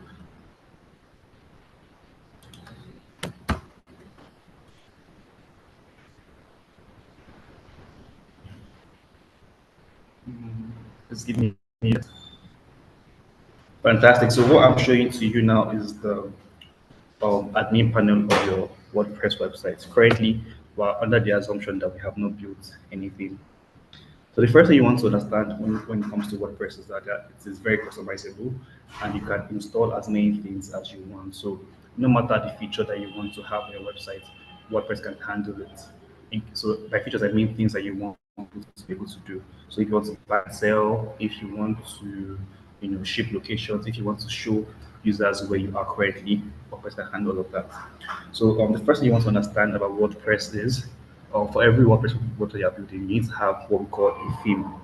Now, think of a theme as basically what covers what controls the appearance of your website. So things like the color combination, the type of fonts you want, images and whatnot. It's covered by your theme. Just real quickly, this everything on that I'm currently showing you was pre-installed on a theme, right? And then WordPress now allows you to edit your theme to suit your purpose. So how do you now get a theme on WordPress? Once you log into your WordPress account, you can scroll down the navigation on the left here. You scroll down to appearance and then you select themes. Now WordPress has thousands of themes available. Like it's a lot of themes that you can have on WordPress. So you click on add new theme to search for a theme that you have in mind. Want to use it. It also has the option of uploading a theme. So, for example, if you have bought a theme from a different provider, you can upload it straight into your WordPress site and start editing from there. So currently, there are several themes that you can look for. Where you find them, you can even um, view it by clicking this button here to see how it looks. So this theme is basically for a blog. So what the preview does, it gives you an idea of how the theme would look like once you install it on your own website. But this is the default look, right? So what it happens is that you can actually edit all of the content here using WordPress plugins. So say that I have seen this theme, I like it, and then decide to install it on my system or my website rather. I click install. Installing takes a minute depending on your internet speed. But once you have it installed, you can then go ahead to see the themes that you have currently installed on your system by going again to appearance, themes, and then you can see your installed themes, right? So once you have them installed, I have a couple of themes installed here. Currently, the one active is called Consult You, right? I can decide to activate the theme or deactivate it. Once you activate the theme, right, what happens is that the actual website would all of the components of that theme. So all colors, the structure, everything. So you don't have to do anything by yourself. WordPress handles it for you, right? So again, just to show you a preview, this current website uses a theme called Consult You. Everything here that you can see is on that theme. So you can edit it to fit your particular needs. Now, once you have activated the theme, the next thing you want to do is install a plugin that allows you to edit the theme. Now, real quickly, what's a plugin? A plugin basically refers to a service that WordPress offers that allows you to perform several actions. So, for example, if I want to be able to edit pages, I need to install a theme called Elementor. Elementor is a plugin that we primarily use on WordPress to build our pages. It's very easy to use. All you have to just do is go to your menu here, scroll down. So when you see plugins, you click on plugins. So when you click on plugin, it shows you all the current plugins you have installed on your system. I would like you to pay much attention because using plugins are very, very useful on your website. It allows you to do so many things, like anything you can imagine, anything whatsoever, you can use using plugins. So to add a new plugin, you click on the button here that says add new plugin, and then it takes you to plugin market. So now we want to add a plugin that will allow us to edit our pages, right? The pages that came pre-installed on our theme. So all you need to do is search for Elementor. I say again Elementor because Elementor is the easiest plugin that you can use to actually edit pages. So once you search Elementor, it brings out a couple of options. What you want to see here is Elementor Website Builder, right? This is what we're going to be using for our building and page editing. I already have it installed on my WordPress website now, but if you don't have it, all you need to do is click on install now, and then it installs automatically, right? So once you have clicked on install now, if you want to confirm that it's actually on the website, there are two approaches, right? Approach number one is that you can go to the plugins list here, click on install plugins to check if it appears on your website. You can see it's currently displaying here, Elementor. Here. Secondly, I can also check because most times we install a theme, you can find it on the navigation here. It says Elementor. Now, so just We have installed WordPress on our website. We have installed themes that will control their appearance. And now we have installed a plugin that will allow edits on our website's pages. Now, like I said again, the theme usually comes pre-installed with pages. For an example here, you can see Protein Pack has a home page, about us page, solutions page, and become a entrepreneur page, right? All these things can be edited using our Elementor um, plugin. So now I'm going to go into editing a page now. So what you want to do is this, right? Again, on the navigation here, you want to scroll down till you find pages, and you on the icon, it takes you to a display of all the pages that you have currently active on your website, right? So you can see here we have the About Us, the Become a Good Entrepreneur page, blog, checkouts, contact us, home, and several other pages, right? So what WordPress has done for us is this, right? It installed all of these pages with the colors, the fonts, and whatnot on our website. So all we just need to do is find a particular page we want to edit and start changing the content to suit our purposes. So real quickly, I'm going to start with the home page. So once you hover across it like this, you would want to click on Edit with Elementor.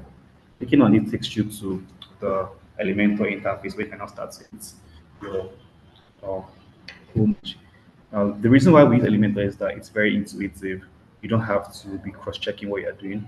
Once it opens up, it shows you the actual page you want to edit, and then you can start editing it from there. So as you can see, this is the landing page. Just to confirm that it's correct, you can go to the other tab here, click on home, and see that which is what we are seeing on Elementor. So in order to edit it, all you just need to do is identify the section of the page that you want to edit. For example, let's say I want to edit the text here. All I have to just do is scroll down here, double click on it, and then on the left side of the screen here, you can see um, a dialog box that basically details what I'm currently seeing. So yeah, it says meat vending of innovative solutions company. If I want to like change the text, all I have to just do is come here and type what I want to type. Let's call this sample text content. And then you can see that it displays on the right side of my screen here. Right? So that's how easy it would. If you want to edit any part, all you have to just do is repeat the same process. So as an example, I want to edit the About Us section on the home page. All I need to do is click on that text box area here and change the text. Let me add something saying this is a sample text area. And that's basically it, full stop. So basically, for every area you want to edit, all you just need to do is click on that particular area and just follow the instructions on the dialog box. For example, this area shows me the amount of clients that I have, the team members and whatnot. So I can actually edit every piece of content here, right? Real quick, let me show you how it looks on the live website here. You can see it shows 40, and this is actually a counter. So all I need to do here is just come to this area. Let's call this here. You can start the number at 1 and count up to, let's say you want to say we have 30,000 clients. You can put 30 and it changes automatically to 30. As you can see, it's counting up all the way to 30. And then you can now decide to change the icon. If this icon does not suit what you're looking for, just scroll down and click on the icon. It opens a dialog box that has several other icons for you to use to choose from. I will leave this icon because I think I kind of prefer it. It kind of tells me what I'm trying to do here. But if you don't like it, you can always scroll through the icon. Again, you don't have to do anything special here. This thing comes pre-installed on WordPress and the theme, so it's very, very intuitive. So once you're done with everything you want to do, you can scroll down. And one thing that WordPress does for you is that it takes care of your responsiveness. And by that, I mean how it looks on several devices, right? So you don't have to worry about how it looks on mobile or on a tablet or on a desktop. WordPress automatically handles it for you. So say you want to change the pictures that are here. Again, all you have to do is click on this picture. It opens a dialog box. So it says slides. You can see it says item 1, which is the first picture. Click on it. It shows you the picture that is there. Then you can choose an image that you want to actually upload or replace this with. So clicking on the box here, it opens up the dialog box. It shows you the images that are currently on the website, right? Again, these images are being managed by your web hosting. If you don't have hosting, you will not see anything that I'm currently showing you. Now, you can either select here, or you can decide to upload files from your computer. So I'm going to just select one that is already on the system. Let's say I select this handsome fellow here, select it, and then it appears there. So once I am done with my editing and I'm satisfied with what I have done, I can either decide to update it or cancel it. But one thing I like to do is before I update my changes, I want to first of all see how it looks to the entire wall. So you can click on this eye icon that says preview changes. Now, so it opens up a dialog, it takes you to the actual website so you can see how the changes you have effectively look. As you can see the text here, the picture has changed, the counter has also changed, and it looks good to go.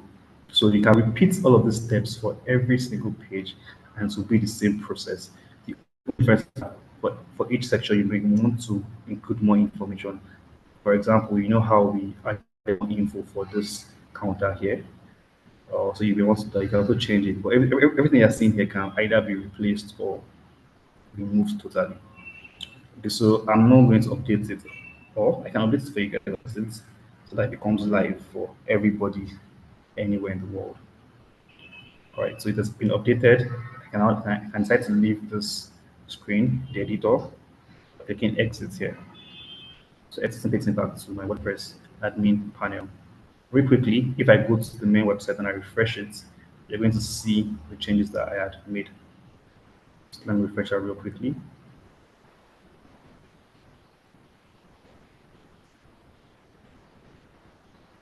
As you can see, it now counts at 30K. You can see the picture I changed here. You can see the sample text, and that seems to be working fantastically. So we are done with editing a page.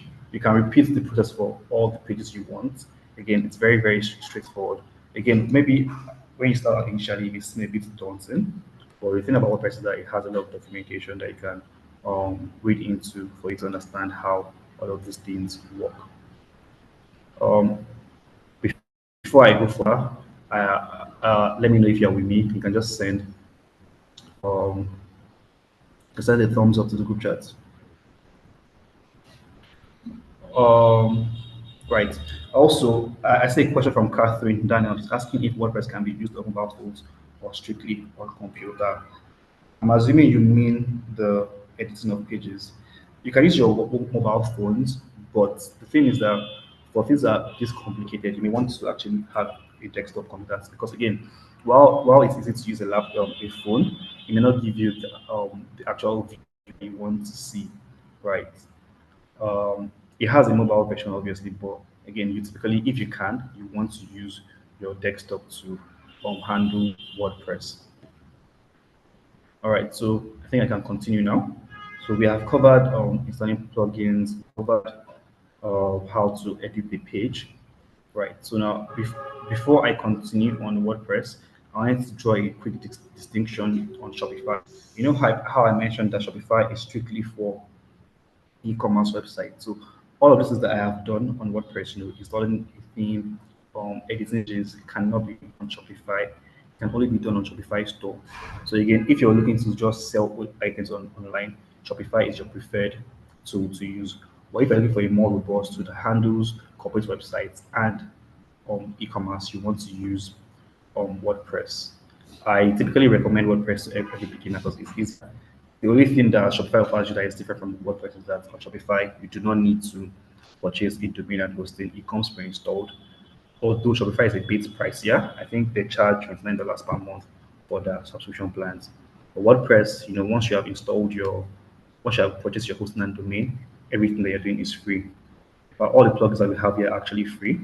Although sometimes if you want to have some more complicated or complex features, you may want a premium plugin. But for the most part, everything on WordPress is free. So we have covered how to build your corporate website. I would like to show you how to create an e-commerce functionality into your WordPress website so that you can start to sell. Now, please note that even though we have built this as a corporate website, it does not mean that we cannot have a normal e-commerce solution, right? So in order to e-commerce, what you want to do is install a plugin we did before. Again, plugins actually handle everything you want to do, no matter the complication. Like click on plugins now. I want to install the e-commerce option for what go back to add new plugin. On WordPress, the e-commerce plugin is called WooCommerce, WOOO Commerce. So I want to show you how to do that now. You search for WooCommerce, uh, WooCommerce. Forgive my spelling. WooCommerce. Again, I already have it installed on my website. So I'll do that again, but you can see WooCommerce it's already here. I can either install it or not. But if you don't have it, all you just need to do is click on install. Excuse me. Click on install and then it downloads automatically into your system. And once it's done downloading, you can now go back to all your plugins here again, install plugins, and activate the plugin you downloaded. Again, I have WooCommerce already activated, right? Activated. I can try to deactivate it. Note that in most cases, right, when you install WordPress, it installs WooCommerce automatically. But I'm saying this now for the rare chance that it does not install automatically. Follow this process and install it by yourself. So once it's installed, you can now go ahead and setting up your WooCommerce option. So you click on WooCommerce from the navigation again,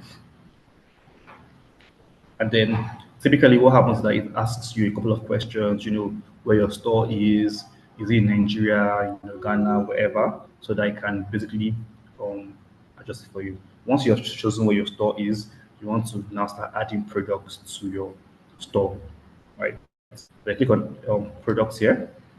It tells me, okay, what do you want to add? Is it a physical product, a variable product, or a groups product? It doesn't matter your selection because you can always edit it.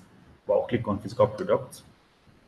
Basically, what this means is that I want to sell a product that people can hold, people can see, right? Again, we have several types of products. You can have a digital product, a virtual product, or a meta product. So once you add a product, it opens up the dialog for creating a product. You can see it says here, add new product. You scroll down to where it says product name, or let's call it winner sample product. Right, so you have the name. It says here enter product description. So let's call this is a sample product for training. Again, you can also add so many, you can change the font, you can make it italics, you can do so many other things. You can make it bold as well, like a normal text editor and italics. You have that. So once you're done, you now want to start entering the products data. Now, if you can see my screen, it says here product data, simple products. What simple product basically means is that products like a shirt, a machine, food, a physical thing that people can buy, and then say, okay, do you want it to be virtual or downloadable? Clicking on this button means that when they buy it, right, they can then download the file on their computer or on their phone. The downloadable option is very, very useful if you're selling things like ebooks, if you're selling things like digital pictures. If you're an artist that wants to sell his art online and download it, you can also click on the button. So I'm going to uncheck this now because I want to just demonstrate how to create a normal product. Now, it says here regular price or sale price. Regular price basically refers to the amount that you want to sell your product. So let's call this 50,000 naira. And sale price means that, okay, even though this particular product is 50K, I am running a discount and I want to sell it for 5,000. So what happens is that whenever a user visits your website and they go to your store, they see the price as 50,000 naira, and then they see the discount. So it kind of makes them feel like they're getting a giveaway price, right? It's always good to add it, and it doesn't matter if you're running a discount or not. You can always remove it as you wish. Next thing you want to do is set the inventory of that particular product. So inventory, you can decide to manage the stock, basically telling us how many products are available, how many. Yes, so you click on this box and then you can enter the amount. Let's say we have 5 of these products. What this does is, at every point in time when someone places an order, this quantity reduces.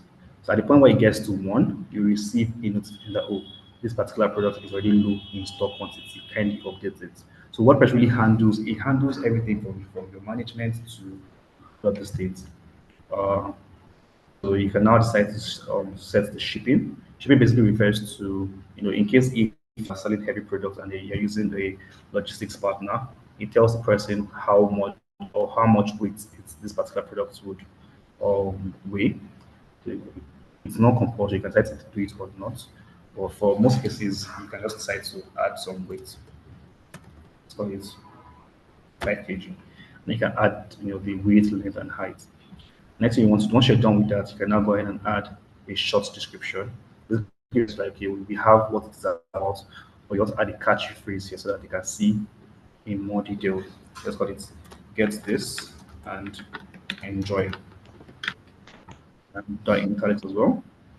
So once you have the main product setup, you can now add an image to represent that particular product. So how do you do that? You scroll to the top. On the right here, you have some menu items. You scroll down, you see set product image right here. You click on the button, then it opens up a dialog box for you to grab an image that represents the product. Again, you can decide to select an image from what you already have pre-installed, or you can upload a file, like you can do here. Select files and upload an image from your computer. Let me upload one random image from here so you can see how it works. All right. So I have uploaded this picture. You can see on the left is uploading currently. As uploaded, you can set the product image. Now, what happens then is that this particular image will represent the product I want to sell. So you want the image to actually be the image of what you're selling. So it could be your shirt, your jeans, your shoes, your phones, anything that you're selling, right? So this will be the image that the users are seeing. Then you can now decide to add product gallery images. So if you have more than one image, you have variations of this particular product, you can add it and it appears as a carousel for your user. So I'll add some random images here. This as one picture, add to gallery. Maybe you can add multiple. Let's add this as well. Add to gallery. So now I have 3 images, a featured image, which is the image of this city line here, 3 and 2 other sample images. Now, before we are done with the basics of creating a product. You can like to preview the product that you have created by clicking this button. You click on preview, and it takes you to what your users will see when they're trying to buy a product on your website. You can see it says here when that's sample products, price 50,000 naira has been cancelled, so you're getting a discount of 5,000 naira to buy it for 5K. You have the short description here, get it and enjoy.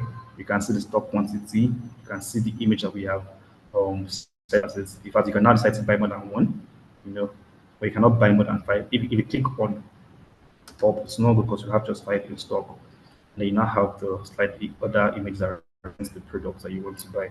So as a user, all I need to do is click on add to cart, and then I can check out. Again, what makes WordPress wonderful, you don't need to go configure all of these things. It is intuitive. Once the person clicks on add to cart, you can follow a simple checkout process as you would on maybe Jumia um, or Konga. So once we are done with this, if you like it, you can then decide to publish it, like give publish. And then once it gives you a notification, you know that it's already live to all your users. Right, so now we have 2 products.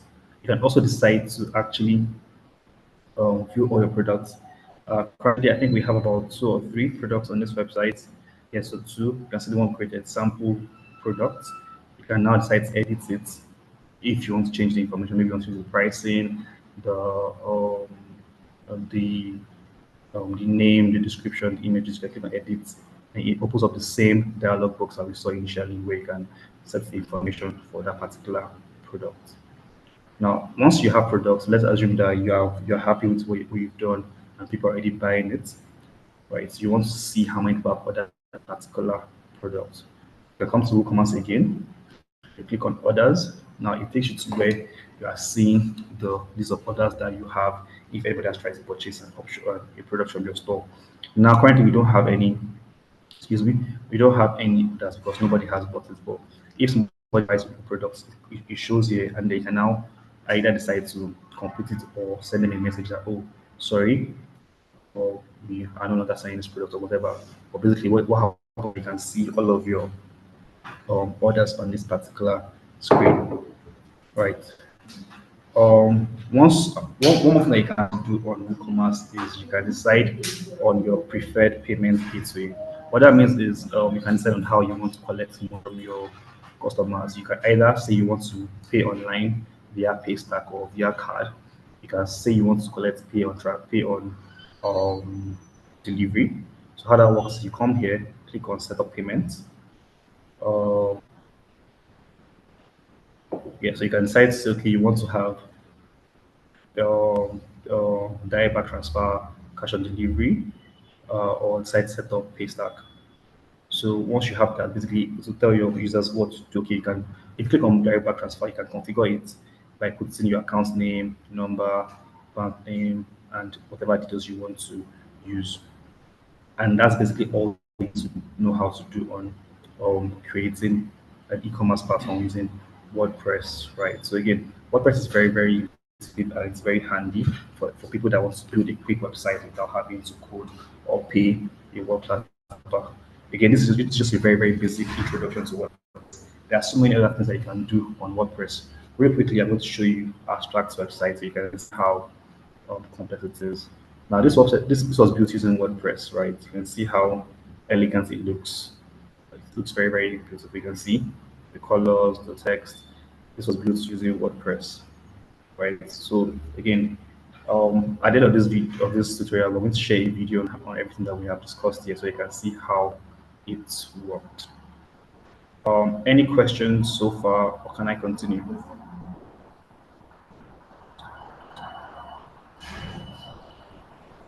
Okay. Real quickly, I want to show you how Shopify works so that you can just compare it to WordPress. I will not be going into much detail on Shopify because, again, it's really not the ideal thing to use. So I have Shopify open here. Now you can see this is the landing page. So in order to get started, you click on Start Free Trial. It takes you to a sign up page.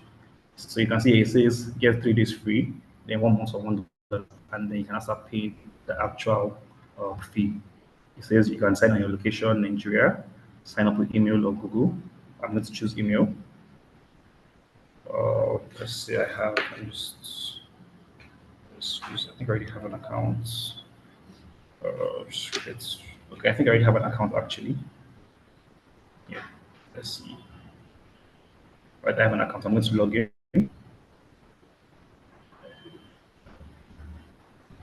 So this is the admin panel for Shopify. So again, Shopify is basically strictly for e-commerce. You cannot actually build a corporate website or a blog using Shopify. It's strictly for selling products online. So in my opinion, it's kind of limited in that regard. And for the pricing, it's a bit expensive for the limited functionality it offers you. But if your thing is just sell, then Shopify is a go-to tool for you to use. Refresh it real quickly. Right. So when you log in, it asks you a couple of questions. Say I'll create an online store, in-person retail store, or I have an existing website or blog, right? So you can actually link Shopify to your existing website, but that's a very long process that you don't want to bother about. So I click on online store, I click on next. Let's say I'm already selling, or you can test if you're selling or you're just starting. I can do this. All of this is just basically basic information. You can just decide later and then get started. So you can see the pricing options, right? You have it's actually $32 for the basic pricing, 92 and 399, right? So I'm going to go with the basic for now. Um, okay, then you now have to enter your card details, or you can decide to do it later. You can actually, after your 3 day free trial, you actually have to enter your payment details, or it would actually cancel all that you have done. So when you're done with that, it now takes you to where you are going to start configuring your website. So you can see here you have home, others, customers, content, analytics, and whatnot. So basically, all you want to do is just start setting up your product. You can add a product. Again, it's very straightforward for just online store. It's kind of similar to what in terms of interface, but yeah, it's still the same process. If I title, description, upload picture, let's just do that real quick. Let's call this winner sample. Let's call this sample tutorial. Upload new. Let's upload the picture from our computer.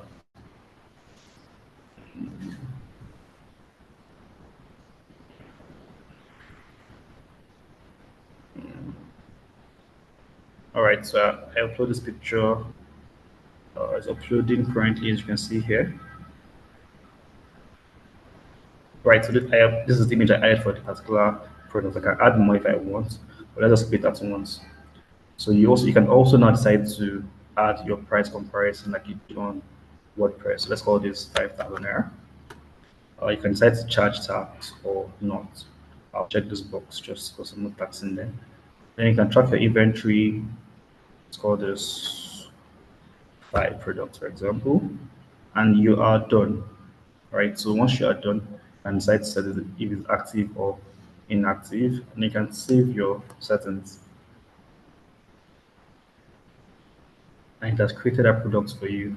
Because this is your first time, you want to also set up your theme for your actual store. You click on this button here, or let's click on continue setting up your store. Right, so you can basically input information about what you want to do on this store. Let's call it custom made products. Sorry. Then you can now browse with themes that are already installed on Shopify for you to select. It takes a minute to load. But basically, we're kind of repeating the process that we followed on WordPress. The only difference is that WordPress allows to do much more things, right? Again, you can see it says your online store is protected by password. To remove this password, please pick a plan. Now, picking a plan means that you need to put in your contact details or your payment details, which you'll now find on WordPress. So that's part of the things that make limited. For the scope of our video, I will not be going in depth any longer. I will stop here because again, I do not want to start having to enter payment details. But basically, at the high level, you can understand the differences between Shopify and WordPress and why WordPress is the go-to um, tool for beginners. I think one commonality between both of them is that they are both easy to use and they are both drag and drop features. In terms of more differences, WordPress is more multi-purpose. So you can create an online store or a corporate website that gives your users all the information they need. Um, in terms of cost, WordPress is typically lower, although sometimes you may have to pay for some premium plugins, which is completely optional. But for Shopify, you have to pay before you can use all of their tools. And it is more customizable. It has a lot of free and premium plugins and themes. While Shopify is more limited, but still allows for powerful customizations. And then WordPress allows you to install plugins that would work on your SEO. Your SEO is called search engine optimization. When you install plugins, it's handled it for you as easy as that. So, with that being said, I think this brings us to the end of the website creation session. I will be taking questions or queries now. I see your Okon is asking if I can give my contacts for more inquiries. I would like you to contact when they are the ones that are in charge of the actual tutorial. So if you want to get our contact, please reach out to when they would connect you with the team and then pick it up from there. Yeah, thank you very much. I'll be taking questions.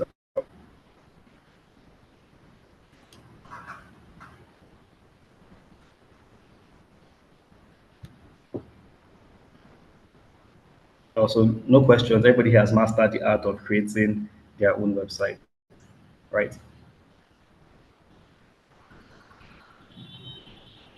That's fantastic. Seems like I did a very good job. I'm going to be sharing video recording and the materials that we presented in the audience for you to see and for you to dive more into. The prepared videos are more elaborate than this presentation, so please refer to it if you have any questions, queries, or concerns. If there are no questions at this point, I would like to. Yes, yes, you do get it. I would like to refer back to Aziza. It's loaded. No problem. You can also ask questions at the end of every session or once my speaker will have a presentation.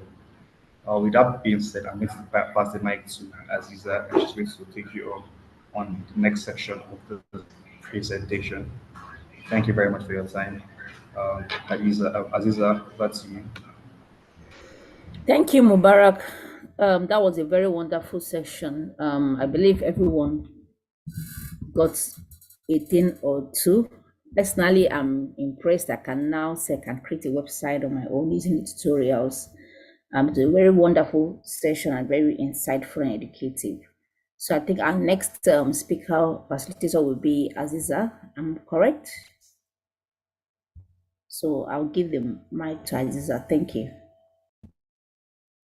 Back. Hi, good afternoon, everyone.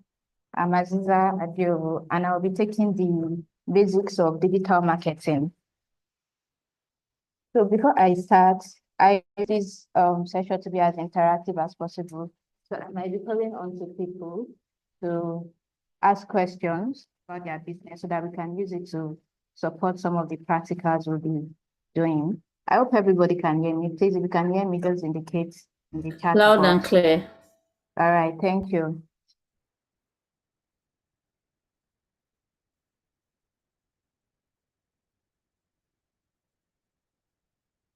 So the basics of digital marketing. We've all heard about marketing. Marketing is not something new. Marketing is not something new that we did. Marketing just involves promoting your business. As a business owner, it's not enough for you to just sell. You also need to let people know what you are selling. You need to promote your products, and you need to convince people to actually buy what you sell. So digital marketing on its own, there is normal marketing, which is the one we call traditional marketing. And with traditional marketing, it involves the use of medias like radio, television, and like billboards to promote your goods. But because we are in the age of internet, and because we are in the age of internet, and also with traditional methods, you might not be able to reach your exact audience. If you do a television ad now, are you sure that it's your business, it's people that will buy from you that see it? If you put your ads on TV, anybody could be seeing it. It could be you might be selling perfume, for example, and then somebody that is not selling perfume will be seeing your ads. It doesn't concern them. They will not buy it from you. But with digital marketing, you can tailor your ads to reach the exact people you want, that want to buy from you. So for example, if you want to reach women, for example, on Instagram, you can tailor your ads to reach women. So in Instagram, push your ads to reach women. In that case, no man will win your ads. And that's why digital marketing is a preferred method in this age, in this era of technology and internet. So what is digital marketing? Digital marketing just involves the use of digital channels to reach and engage customers. There are several digital channels we have. For example, my colleague Collins talked about email marketing. Email marketing is an example of a digital channel. Mubarak talked about the use of websites. Websites is a digital channel. For me, I'll be talking about social media. Social media in this era is one of the best platforms to reach your audience. Everybody is on social media, not everybody. That could be an exaggeration, but most of your customers are on internet. So with digital marketing, involves promoting your goods and services using these digital platforms like social media, website, and email marketing. Key digital marketing channels I think I already mentioned it. So some key digital marketing we have include social media marketing, which involves the use of social media platforms. We are familiar with Instagram, Twitter, Facebook to connect with your customers. So that means you create a business account for your page, separate from your own personal account, and then you use the account to promote your goods and services to your customers. Then we have email marketing, which Collins took earlier, and then search engine optimization, which involves optimizing your website to improve the ranking in search engine results. So to illustrate that better, for example, if I want to buy something, let's say I buy a hair product for my hair. Let's say, okay, I have locks. So let's say I want to buy a product for my locks. And then if I want to go to Google, the first thing I'll type is hair product my locks. And then the things, the searches that will appear are going to be people who have the same exact keyword on the website. So if you have the keyword search and if you have the keyword lock products, then your own page is going to show first on Google. And that means I'm likely to buy from you. You might be selling the same product, but you don't use the exact keyword you're supposed to use. Then Google will not even show your website as part of the search results. The last, it's not the last, but the major ones for business owners, digital marketing channel is pay-per-click advertising. So you can pay for ads to reach more customers. For example, on social media, Facebook, Instagram, you can pay for ads. So you create a content, pay for ads to reach a wider audience. And also on Google, you can pay for ads so that people that come on Google search for products that you might offer to, they will see your business first. I hope everybody is here and listening. If you have any questions, please you can drop it in the chat box and I'll read them and respond. So, like I said, we have different digital channels. And how do you decide which one to use? Because you cannot use everything. Even big companies like Coca-Cola, they don't use everything. You have to choose the ones that align with your services. So if you think your customers are not using Facebook, you don't need to use Facebook. If your customers are not on LinkedIn, you don't need to create a LinkedIn account. You have to create an account that you have to create an Instagram account or a Facebook account when you are sure that your customers will also be there. If you think your customers do not need to buy from your website or they will not search Google, you don't need to pay for Google ads. But so the first step to choose a marketing channel for your audience is to identify your target audience. So who are you trying to reach? Again, using the example of a person, let's say there's a company. Okay, let me actually ask, can somebody just tell me what kind of business they run? And then we use that as an example. Justice Eze.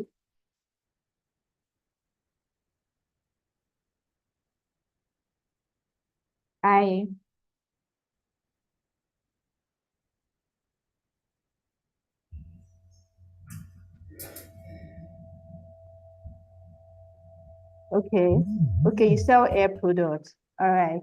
So if you say, what kind of air products do you sell? Is it for men? Is it for women? Is it for everyone? Justice Eze. Okay, for women. So when you want to choose a marketing channel for your audience, you have to identify your target audience. In your case, they are women. So you have to figure out what kind of platforms do women use the most. For me, you are likely to find women more on Instagram than you're likely to find men. So in this case, Instagram might be a good option, a good channel to reach women who are looking for hair products. The next step is to understand their online behavior. So online behavior means what kind of content do they like? What kind of content are they likely to interact with? Are they likely to react to videos, or are they likely to come for webinars? Are they likely to download that ebook, or are they likely to come to your DM to message you? So you have to understand how they spend their time on these platforms that they use. So now you've identified that you are trying to reach women who need hair products. Now you want to understand their online behavior. These women that need hair product, what kind of content do you think they will consume online? So as a business owner that is selling hair products, you can try to create more of hair tips, how to take care of your hair kind of content, or how to choose the best hair product for your type of hair. So this is how you create content tailored to your exact target audience. Then the last step to choose the right digital channel for your audience is to align your goal with the appropriate channels.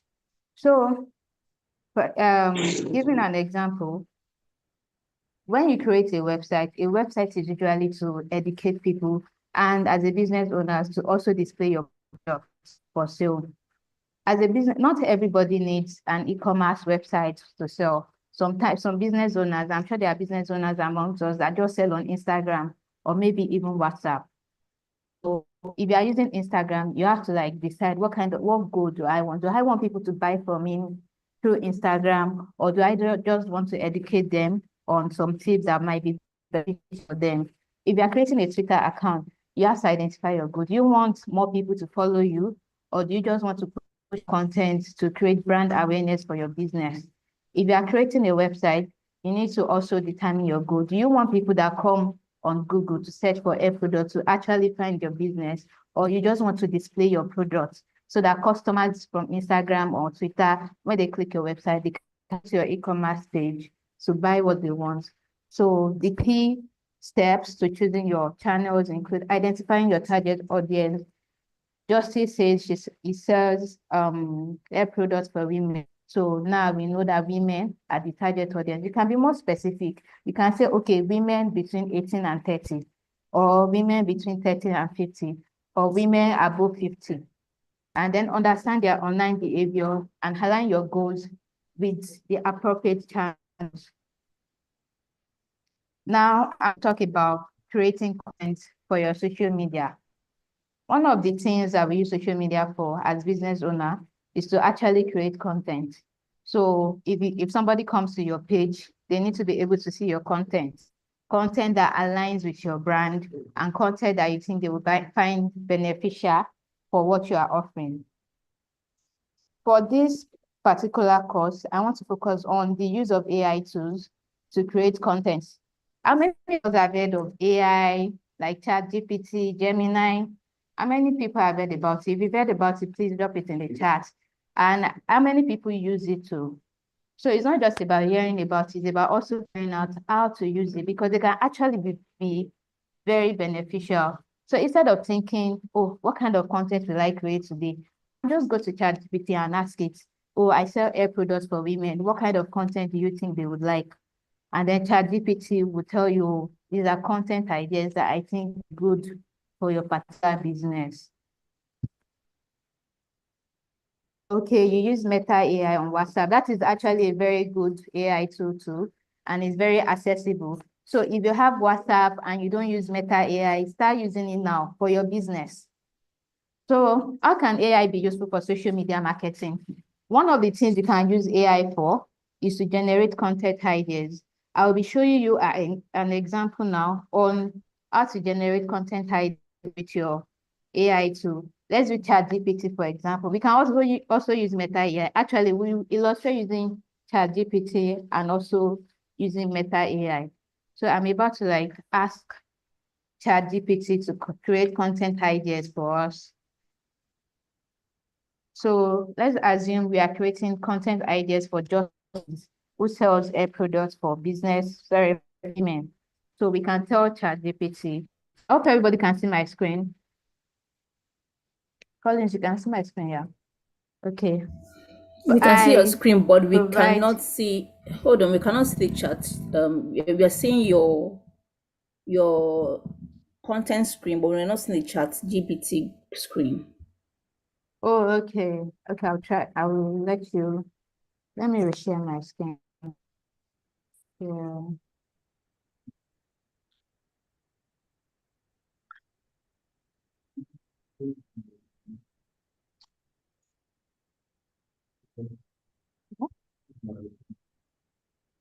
Okay, what? Okay, okay. I'm coming, sorry. All right. I don't know. I'm trying to share my Chrome. And it's not. Okay. Share. Go to Chrome. It's showing, okay. This is ChatGPT page. You can also visit on chatgpt.com. It's a free tool. There's a paid version, but you don't need to pay for it, except you are doing more advanced jobs. So air products for Instagram. Let's say you want to create content for Instagram and you don't know what content to create, or you don't know what caption to write. So you can tell ChatGPT, I provide 5 Instagram content ideas for my business. So let's just his business as an example. So you have to be specific. You can't just say, provide 5 Instagram content for my business. You could be, your business could be anything. Your business could be you selling table water. It could be you even providing a services. Maybe you make hair for people. So, but with hair products for men, so you have to be specific. Write it there that my business, I sell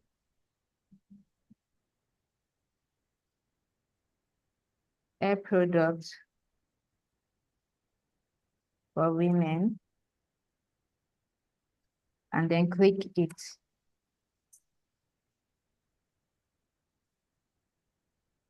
So this is ChatGPT providing some content ideas that you can use on your Instagram. You can be more specific. You can ask for Twitter. You can ask for your website. And then you can ask for captions like, okay, I've decided to go with number 1. Please provide a caption. According to ChatGPT, you can create content before after transformations. You can create hair care tips like, oh, top tips for hydrating dry hair. You can create product features and benefit spotlights, and you can use testimonials from your previous customers. So you can say, I've decided to go with content idea 1. Idea 1. Can you come up with 2 captions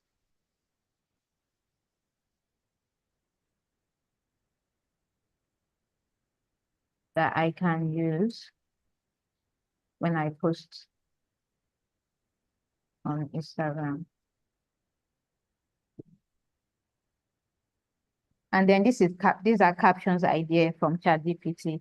What this means is that you don't have to sit down thinking by yourself, oh, what should I write as caption today? Oh, what should I post today? You can use ChatGPT, you can use Meta AI, you can also use other tools like other tools you can use Jasper AI, Copy AI for coming up with content ideas for different platforms to use. It doesn't matter if it's a website, WhatsApp post, or Instagram post. You can ask that ChatGPT and other AI tools to like create content for you. And moving on to the other things you can use AI tool for, you can use it to create visuals.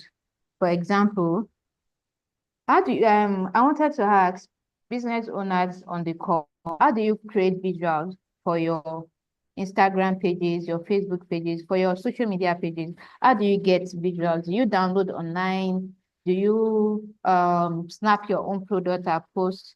How do you get visuals? Please reply in the chat box. And if you use AI too for your visuals too, let me know.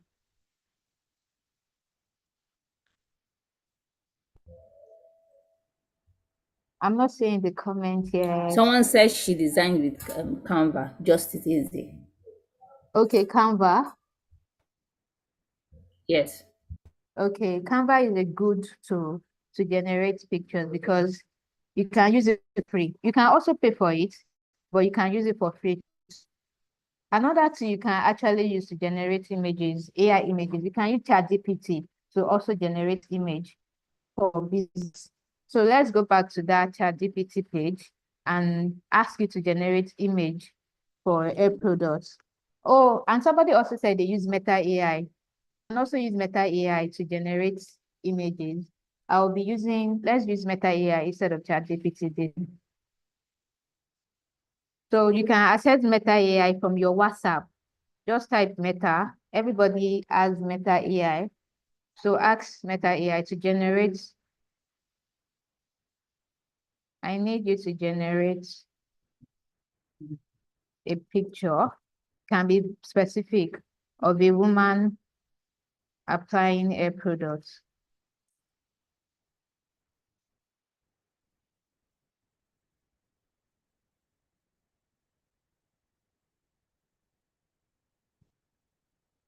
So this is an image of a woman applying a product. You can be specific.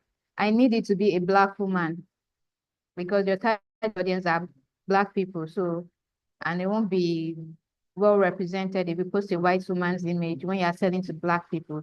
So you can ask, Meta AI or any other tool you are using to change it to your specifics.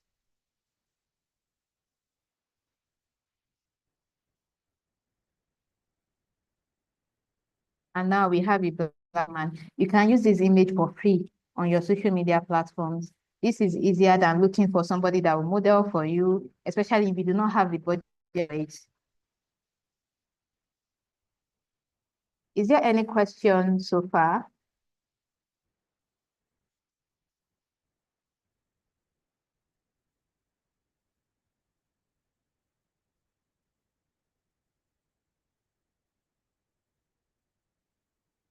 So as I mentioned, some of the tools we can use for content creation as business owners include ChatGPT, Jasper, Short AI, Articulo, and Copy.ai, and also Meta AI. So you don't have to use everything. You can just select one. GPT is free, for example. There's a paid version, but you don't need it. Meta AI is very accessible. Through your WhatsApp, you can ask Meta to create content ideas for you. And like I said, you can also use Meta AI to generate images and Canva. So you can also use Canva to like design, not just design, but also images you can post online. If you do not have a Canva account, it's actually very easy to create an account. And you have access to a lot of images. This is my own Canva account. And for new owners, you just have to click the sign up button. It is free again. Just sign up with your email and with your password and have access to a lot of designs that you can use. So let's try to log into Canva to design an image that we can use for an Instagram post or maybe a Twitter post.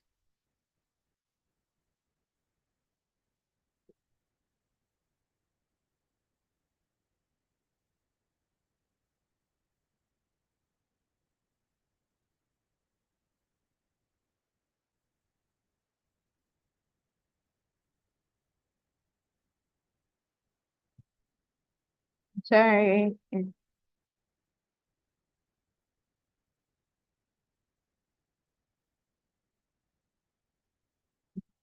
network is a bit shaky. But when you come to canva.com, you can see a lot of templates just like this on Canva. And you can even select existing templates. So you can click on posters, you can click on docs, you can click on presentations, click on it, and then just create your design. One of the things about, we have other design tools like Figma, but they are so advanced. With Canva, anybody can create a design. You can create any design, and then there are a lot of templates that you can use. As a hair product seller, you can come to Canva and just search for hair products. You see a lot of images. I will still try that out as we go on with the conversation, go on with the presentation. But my network is a bit off at the moment. I hope everybody is with me. If you have any question, please let me know. Yes, we are with you. All right. Apart from Canva, other design tools that you can use to create your own graphics or to generate images include Microsoft Designer and Adobe Express. Adobe is paid, so you don't need to pay for it. The purpose of digital marketing is also to create marketing on a budget. If you want to create a television ad or radio ad, it will cost you a lot of money. But if you want to create an Instagram ad or reach more customer on Instagram, you don't even need to pay anything. So that's why social media marketing is very good if you're on a budget. And you can generate free images on Canva. For Microsoft Designer, there's a free version and there's a paid version for you to create your designs and social media posts. I want to check again if the Canva will work now so we can see how it looks like.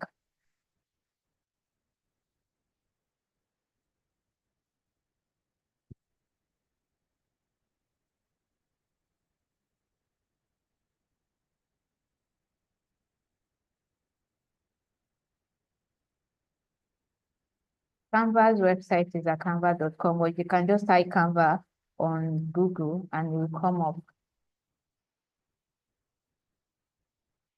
So this is Canva website. If you are a new user, you click on sign up. Existing user, you click on login, and then you log in.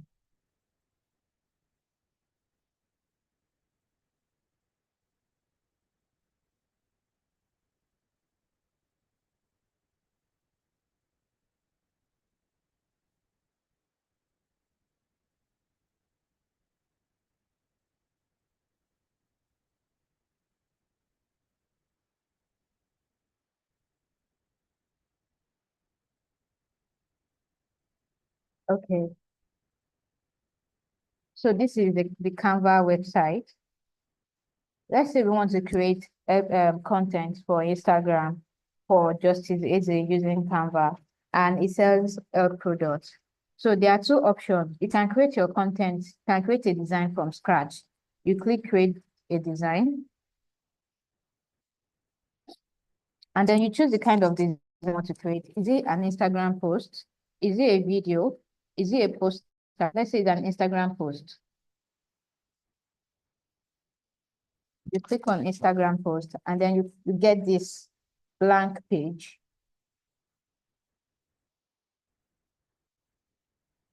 This is a blank page, but Canva, you can add anything you want. So let's say you want to add a picture of a product.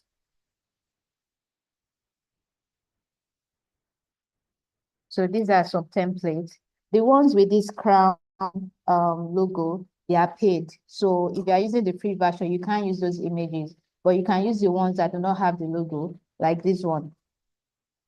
You can also edit whatever you like. You can add text. This is the text option. You can create from scratch.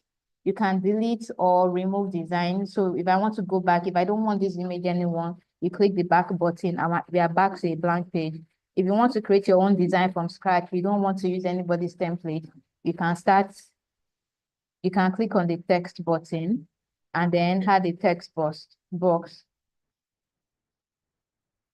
So a content, let's say,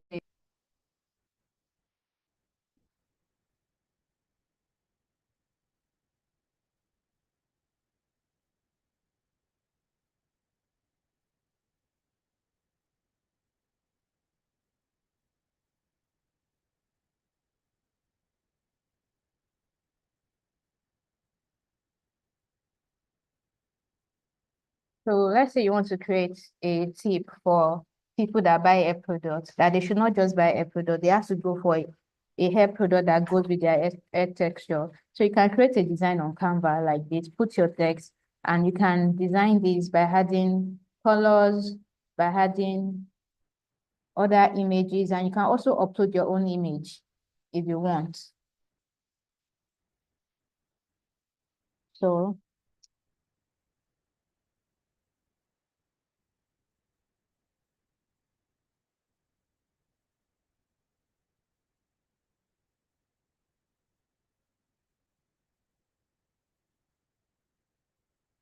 then with the elements button, you can add certain elements, not necessary images, just designs and logos like this. You can add stickers. You can also generate images using AI, and you can change fonts and add colors. If you want blue, maybe your brand, you want blue, you can change it to blue. You can change it to any color. You can also change the background color. Just click on the background, then select the color you want. You can be as creative as you want with Canva, and it's easy to use. even as a beginner. You don't need any guide. Just create an account. You find your way around it, just like we did now. So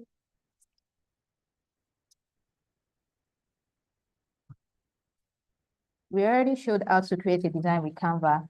You choose a template. So go to canva.com, choose a template that you want, or you set templates like, oh, air product, and you see a lot of air product templates, or Instagram post, and you see a lot of Instagram post templates. Then you add your content. It could be text, it could be images or videos. You add it to the template. You customize the design like we did. You can adjust the colors. We can change the font too and the layout, and then you have like a post you can put online. And you did not pay anybody for that. You did it on your own, which is the important thing about digital marketing. The next part that we'll talk about is a content calendar and how to create one. So a content calendar is just a document. It's not an actual calendar. It is just a document that you create for your social media post. So the purpose of the content calendar is to make sure that you are not thinking, let's say you want to post today. It is not today that you want to post, that you start thinking that, oh, what can I post on Instagram today? What can I post on my website today? With a content calendar, you create all your posts for the month. You can create October post, for example. So on Monday, when you need to post, you just go to your content calendar, check what is there for Monday, and then copy and paste it to your Instagram. The benefit of a content calendar is to make sure you are consistent with your posting and you're not just posting when you feel like. With content calendar, you can decide that, oh, you want to post 3 times a week or 4 times a week, and then create the type of post you want. And like, this is what a content calendar looks like. And the major part of a content calendar include the content type. So for example, on Monday, you can decide that you are writing a blog post, then you write the topic here. You can also be more detailed, write You can also be more detailed. You can write what the topic will be about, then select the website that you'll be, the form that you'll be posting it. Is it on website? Is it on your Instagram? Is it on your Facebook? And so on. So I would really want us to start using content calendars for our social media posts. So for November, by October, you create your content calendar for November. And you don't have to do it on your own again. Again, you can use ChatGPT to create your content calendar for you. And you don't have to use everything ChatGPT says. You can edit it, you can review it, you can delete, you can add. So let's tell ChatGPT again to create a content calendar for us. Create a 1-month content calendar for my business. Oh, I also wanted to add that the latest version of ChatGPT allows you to save conversations. You don't have to keep coming and saying, oh, my business sells. You won't have like a page that you use. You can just say, oh, a 1-month calendar for my business, because we already told it that we sell air products. So this is a content calendar from ChatGPT. You can copy and paste it to your own document, edit it, rewrite it, add and remove from it, and then you have a content calendar for the next month. Anytime you want to post from next month, you just go to the content calendar. If it's a Friday, this is Friday post, you just click on it and then create content. This is a better option than thinking on the spot. It is not when you need to Who post born that you you? start and start Why she wondering, so be born Chinese younger than you? Why should they phone that you allow him to continue? okay, there was a bit of an Sorry about impact. that. Yeah. All right. So that is the use of a content calendar.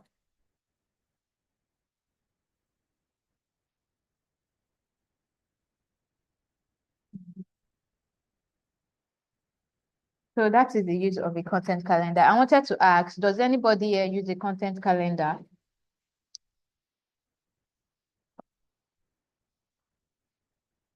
And also, will you be using one now? And like I said again, you can see that it's not hard at all. With AI, you can do everything. Like AI tools can do everything for you. All you need to do is to provide a prompt for the AI, and then you come up with the things that you need to post online.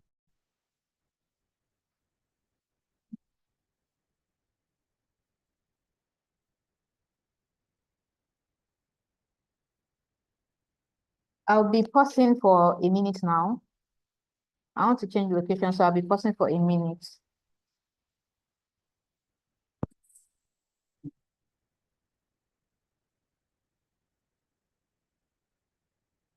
Thank you.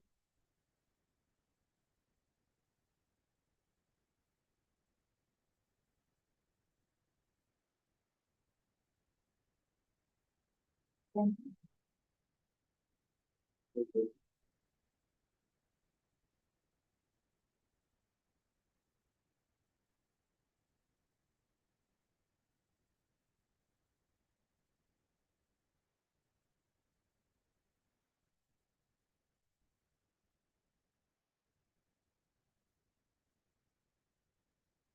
Oh, okay. Thanks.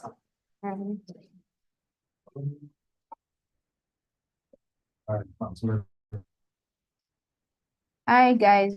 Hi everyone again.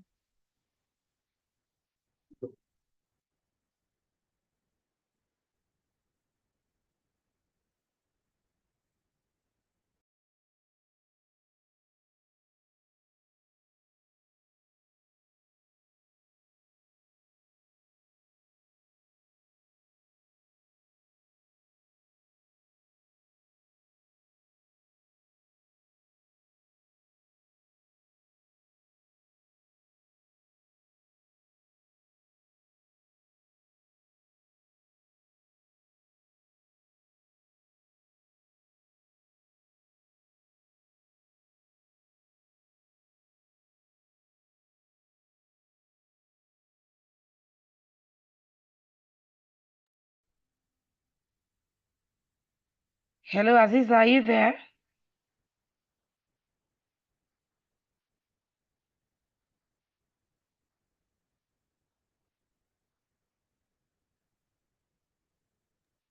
Oh. Yes, I'm back. Okay, thank you. All right. So now we've spoken about digital marketing and how you can use AI tools to create your content. I really want everybody to take advantage of AI tools to create content. A lot of people actually have misconceptions about AI. They feel like, oh, AI take my work. AI is going to take and although yes, I actually wanted to add that AI can be incorrect sometimes. Like you can ask.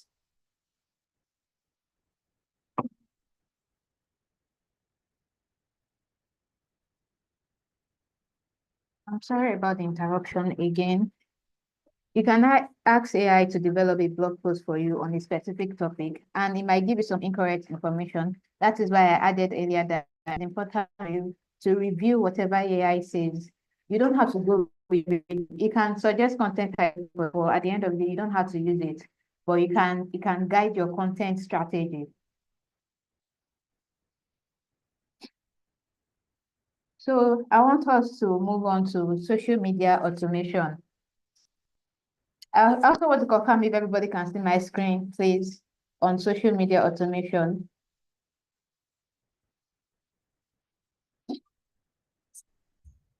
Yes, we can see. All right. I don't know. I'm very sure that at some point, you've messaged like a business owner, and then even though they are not online, a chat just pops up. Hi, welcome to my business. I'll be back in 2 minutes or 1 hour to respond to you, or you can go to my catalog to check for products you might like. That's an example of a social media automation strategy. Social media automation involves using chatbots. We call them chatbots as the personal assistants that can handle customer inquiries and provide instant response even when you are not there to reply. When you use a chatbot, it will reply on your behalf, pending the time that you come yourself to reply. Because as business owners, we are actually very busy. We are busy people. People juggle business with other stuff. So when you are not with your phone, when you are not on your laptop, and a customer messages you, how do you ensure that the customer will not go and message somebody else that is selling the kind of products that you offer. That is where social media automation comes in. So social media automation, you can also like create instant responses, like the one you probably see on WhatsApp, where you met somebody for the first time, and then it just pops up with a, "Hi, welcome to my business, blah, blah, blah." You can wait for one, we will reply you in 5 seconds. It is better than customers messaging you and then nobody responds. 1 hour, nobody responds. 2 hours, nobody responds. What do you think the customer will do? They will look for another client, another business owner that they can buy the same products from. And in that case, you didn't even know that you've lost a customer. But when you use social media automation tools, even when you are not online, the automation tool will respond on your behalf. And that is why I will encourage us to use social media automation. So I want to show us one of the popular ones you can use is ManyChat. One of the popular social media automation tools you can use is ManyChat, and you can also like integrate it with most of your accounts. You can integrate it with Instagram, you can integrate it with your Facebook, you can integrate it with your WhatsApp. And then whenever somebody messages you, even when you're not around, it's going to reply on your behalf. You can set the responses you want. So you can create your messages. Maybe you want it to, maybe you even want to send your price list immediately. Maybe when they messages you, what they see immediately is the list of the products you have and the price. Or maybe it's the alternative way they can reach out to you. You can say, "Oh, if I do not reply in 1 hour, please leave me a call on so, so, so, so." You have given them, you have shown them that, oh, you're actually serious about this business and that you are communicating with them. This is better than leaving customers hanging. So you can use ManyChat to create your own automation responses, automated responses on WhatsApp, on Instagram. Because of the time, I will not be getting started here, but it's easy to use. Just go to ManyChat and then click on get started, follow the prompt, and then put your WhatsApp number or Instagram page to integrate it so that I message you. And even when you are not online, the Insta bot, the chat bot will reply on your behalf. So some of the benefits of using chatbots include improved customer service. Chatbots will provide instant responses to customer queries, and this will reduce waiting times. Customers don't like waiting, and customers are here for their own needs. They are not here to, it's not about buying from you, it's about getting what they need. And when they start waiting for so long, when they send you a message on Instagram and it's taking more than 1 hour for you to reply, they will look for another vendor that sells the same product. So when you use chatbot, you can improve your customer service. Engagement. Chatbots can also increase your engagement level because you'll be responding to customers. One of the key ways to build a following on social media and also improve your sales is to engage customers. That means you reply their messages when they send one, you reply to their comments when they send one, and engaged customers, they feel happy and you are always on the top of their mind. So next time they want to buy something, even if they don't buy now, they remember that you replied really fast or that you were nice with your comment, and then they will come back to buy from you.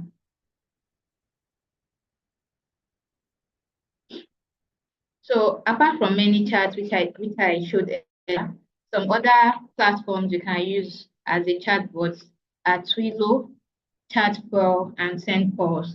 Some of these chatbot platforms, they're actually paid, and some you can use it for a specific time, or you can have access to limited features. So, but ManyChat is usually the most popular one for small business owners. Another thing I want to talk about is Instagram product pages and the importance of setting up sale channels on your social media platforms. So Instagram, for example, when you want to create an Instagram page, you have the option to select from 3 different types. You can select a personal account, a business account, or a creator account. For a business owner, it's best to go for a creator account or a business account instead of a personal account. When you are using a business account, you have access to use features like the product page. So I don't know if you visited anybody's page where when you go online and then click on their image, it's just like a product and it shows the price and how you can add to cart. So if you want to like do that for yourself, when you want to post a product on Instagram, you click create, and then the next thing you do is to, so let me select a picture, for example, and let's assume that this picture is a product. Let's say it's a hair care product.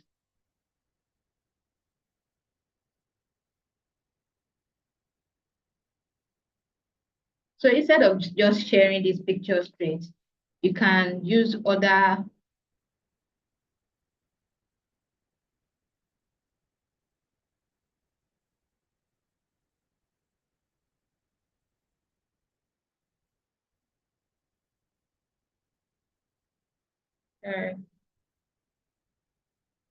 When you click this, you want to upload, you click create and then upload the picture, and then you find the option to put product, to tag it as a product.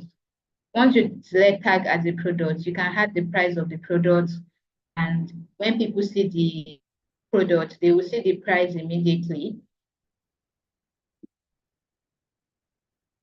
They will see the price, and also they can add to cart and just message you directly. I think I will show this later in the. Hello, Aziza. Hello. Can you hear me? Yeah, your Yes, slides are not moving. I don't know. We're not seeing your slides. Just on social media automation and engagement. let me try and share it.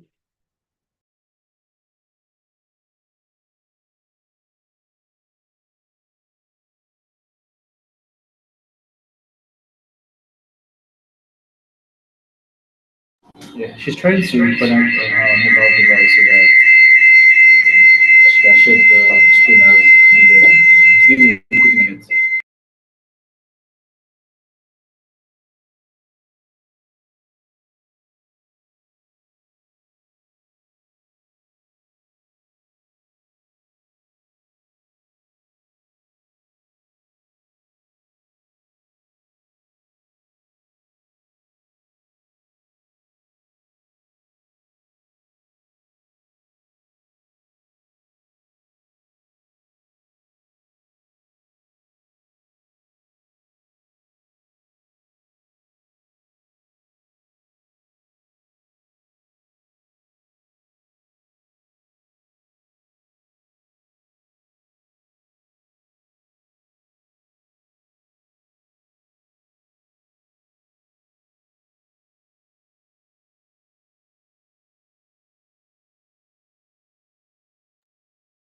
All right, I'm sorry for the interruption.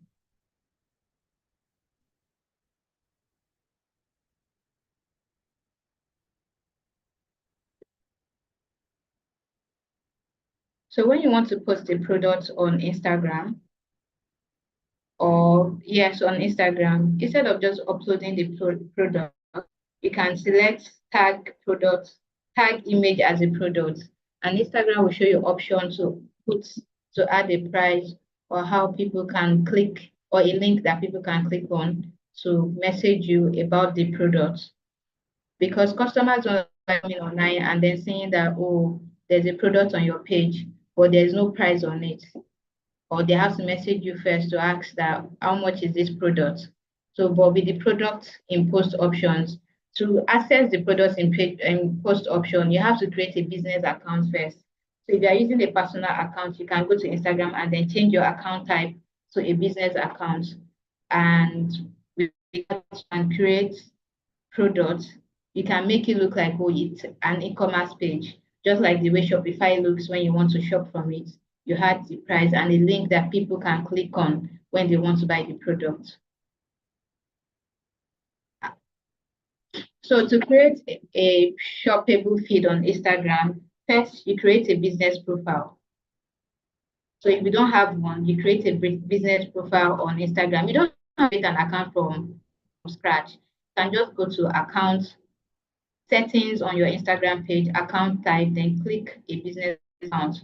Once you click a business account, it will give you some prompts that to connect to your Facebook page. So once you connect to your Facebook page, you go to your profile settings and then enable shopping. And when you upload a picture, you can tag it as a product, add the price and the link that customer can click on when they come to your page and they are interested in the particular product. So they will show as pictures on your feed, but when customers click on it, they have the option to add to cart and then they see the price list. Another sale channel that you can use as a business owner is the Facebook Marketplace. I don't know if anybody uses the Facebook Marketplace. I think it's more popular than Instagram Shoppable. So if you are not using Facebook Marketplace, Facebook has the marketplace option, just like an e-commerce website. So when you go on it, when customers come on it, instead of just seeing your Facebook page, they see a marketplace with your products and price option. They can even buy straight it when you are not online. So when you've added the price and how people can people can come to your Facebook page, add to cards, and then buy from there, even when you are not online. If you don't have a Facebook marketplace, you can create one. Just go to Facebook Marketplace and then create a listing. It's easier when you have a Facebook account. If you don't have a Facebook account, it will prompt you to create one, and then you click on create a listing. Once you click create a listing, you can upload your image, the price, and payment method. So this is what Facebook Marketplace look like. You can see that, oh, this is somebody selling a car, and you can already see the price. Somebody selling a bike, you can already see the price there. You can sell anything there. Anybody can see the price from anywhere. And you can also tailor location if you want just Nigerians to see it, or you want a wider audience to see it. So just go to Facebook Marketplace and then create a listing. You log in and then you'll be able to upload your picture, the picture of your product, the price, the location, and then the people that you want to see, the people you are trying to reach. So if you are trying to reach women, you can select women as your major target audience. So the post is going to show more to women. You can also promote the ad. You can also promote the product. So if you want it to reach a wider audience, you can promote the product to reach a wider audience. It costs money, and then you can make it a particular time. Maybe you want the ad to last for like 2 weeks or 1 month. The longer the ads take, the more money it will cost you.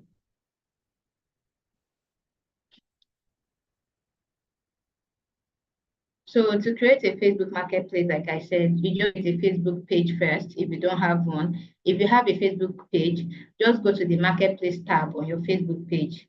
You can reach that on your mobile phone too, and then you create a listing. When you create a listing, you can upload a photo, add images, and then the cost of the product.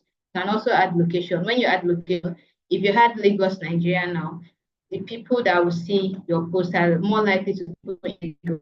And so that is why it's important to also add your location. The other sales channel that we'll be exploring, and also the last one, is Linktree. So you know how you use Facebook, you use Instagram.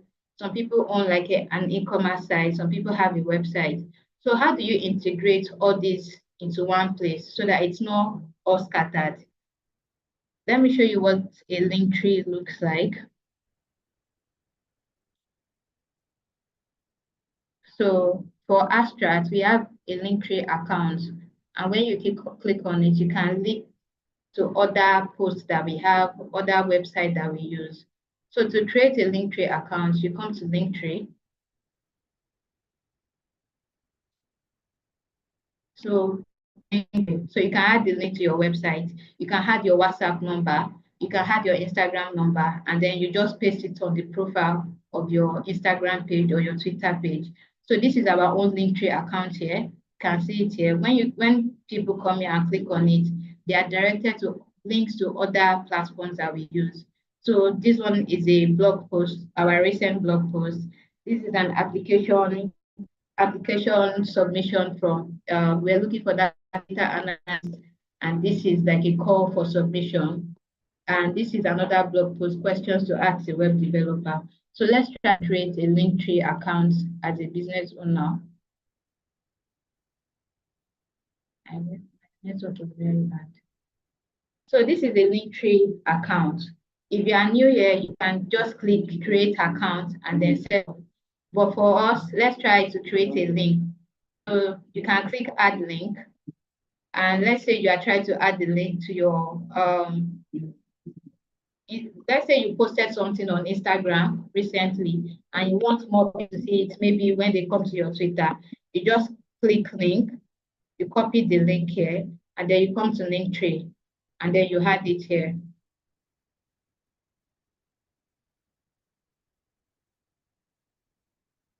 It could also be any link. You could add the link to your e-commerce website, the link to your Twitter page, then you name it like maybe it's an air product link. Then you add shop for air products here.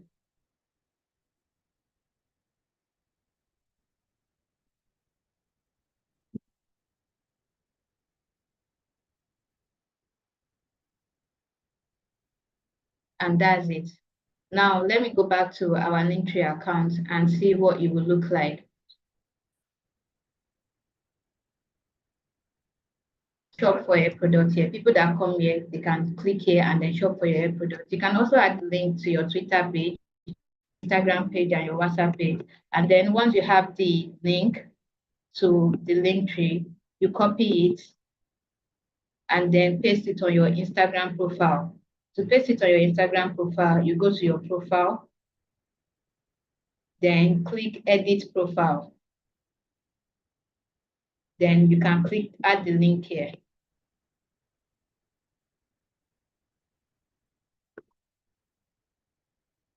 And once you save, when people come here to your web or to your business account, when they come here, they can see the Linktree account and click on it and reach other platforms that you use for your business. So Linktree allows you to link to multiple websites. So you can link to your social media file, you can link to your e-commerce website, all from one link. So that means you're not sharing many links at the same time. You're not sharing the link to this, or you're not sharing the link to that. You have like a designated links for every platform that you use. Also, like they say, video is one of the most content at the moment online. People like videos a lot, especially when they are short and interesting. But video creation can be very hard. But you can use tools like Canva. I showed earlier how to use Canva to make your graphic design. You can also use Canva to generate videos that you can post online. So let's go to canva.com again and try to create video.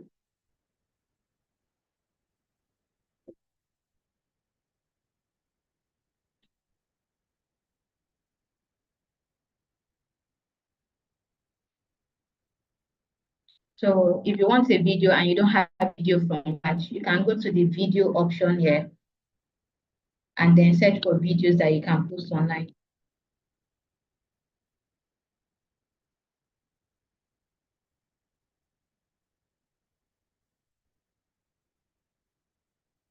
So let's search for a product videos.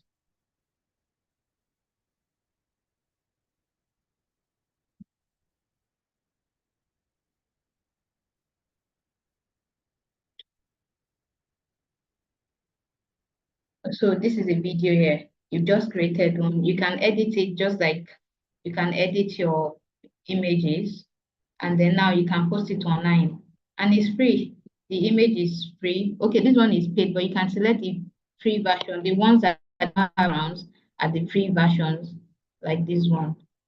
So here is an image you can use, a video, a free video that you can use to create your own video online. You can share, you can save to your phone and then share on Instagram or Facebook without hiring a model or anybody to take videos for you or to create content for you. So that's that on content creation. We talked on how AI tools you can use for content creation. I talked about ChatGPT, Meta AI, Jasper, and Copy.ai. They also spoke about how you can set up sales channel. We spoke about the use of chatbots for instant response, and how you can create sales channel on Instagram so people that visit, they see products and they see the prices instantly instead of messaging you to ask for price. And the use of Facebook Marketplace so that you can display your products for sale like an e-commerce website, and people can see the price and location and message you about it or buy immediately. We also talked about the use of Canva to generate images, and we shared an example of Meta AI to generate an image that you want, and also the use of content calendar and how you can use ChatGPT to generate content ideas for 1 month so that when you want to post, you can go back to the content calendar and then click on the ones that you want to for that day instead of thinking on the spot. So I will encourage us for November, just go to ChatGPT and then create a prompt asking it to create a content calendar for you. November, tell you what kind of business you run. If you sell a product, tell you sell a product. You can also tell it that, oh, your target audience, women, and you can also be specific about the type of content maybe you want videos and not images, or maybe you want graphic design, and then you create a content calendar. And every time you need to post, you go to the content calendar and just copy and paste it to whatever platform you want to post on. Thank you very much for your time. I'll be answering questions now. Please, if you have a question, you can raise your hand and ask or type it in the chat box. Thank you so much, Aziza. Thank you for this class. It was beautiful. It was personally I had a very light bulb moment about it. But I have a question. Like, if a business is like, for instance, I have an Instagram page, I have a Facebook page, I have a thing LinkedIn and TikTok. How, and I want to be posting consistently. What tool will I use to, like, if I post on Instagram, my post will be visible. The same post will go on LinkedIn. The same post will go on maybe TikTok or any other social media page and place that I have. What tool would you recommend?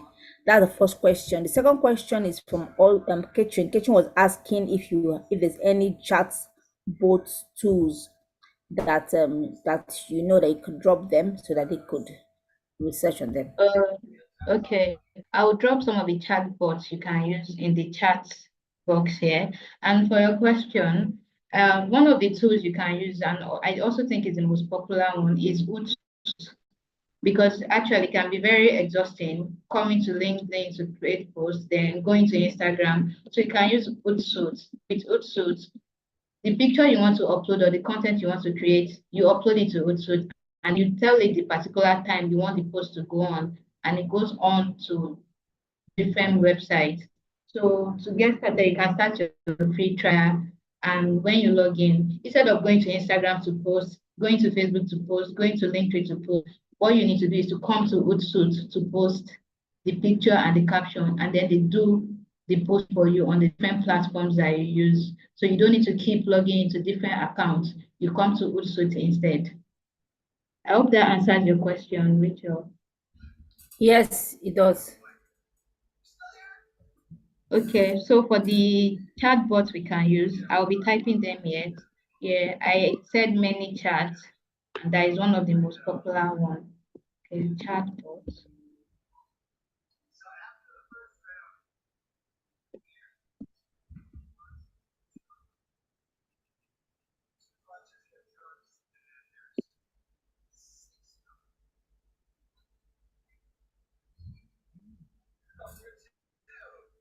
So does anyone have any question for our facilitator?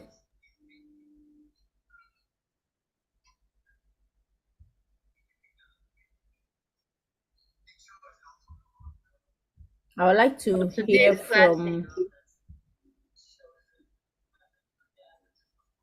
Hello, can you hear me? yes.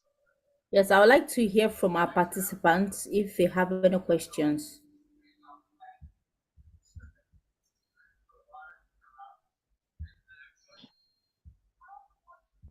Okay, Rufina was asking the type of tool to post at the same time. She's mentioned Hootsuite. It's if you look at the screen, it's there. It's there. Yes, Hootsuite. And if you don't have the budget for Hootsuite, you cannot create your post in advance on Instagram and Facebook. When you create a post, instead of posting immediately, you can schedule the post and then it can go, maybe you can schedule it to like Monday or Tuesday next week and it will go then. So you don't have to wake up on Monday to post it. It will go automatically.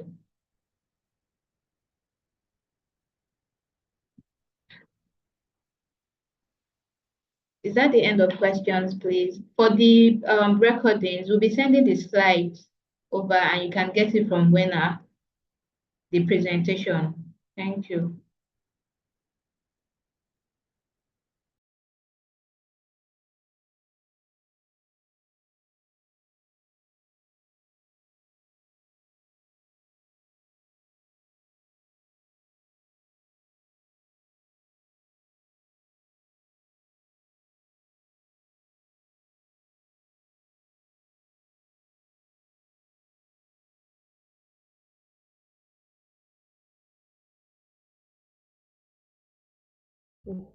Hello, Aziza, can you hear me?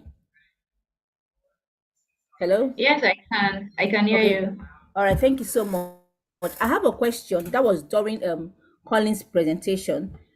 Someone posted that she has a business page and she posts content on the business page, but there's no engagement, there's no like on the page, and there's no conversion.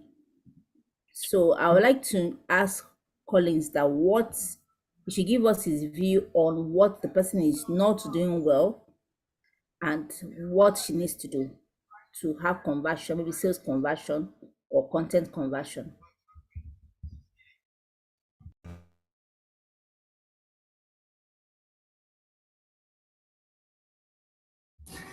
Thank you, Florence.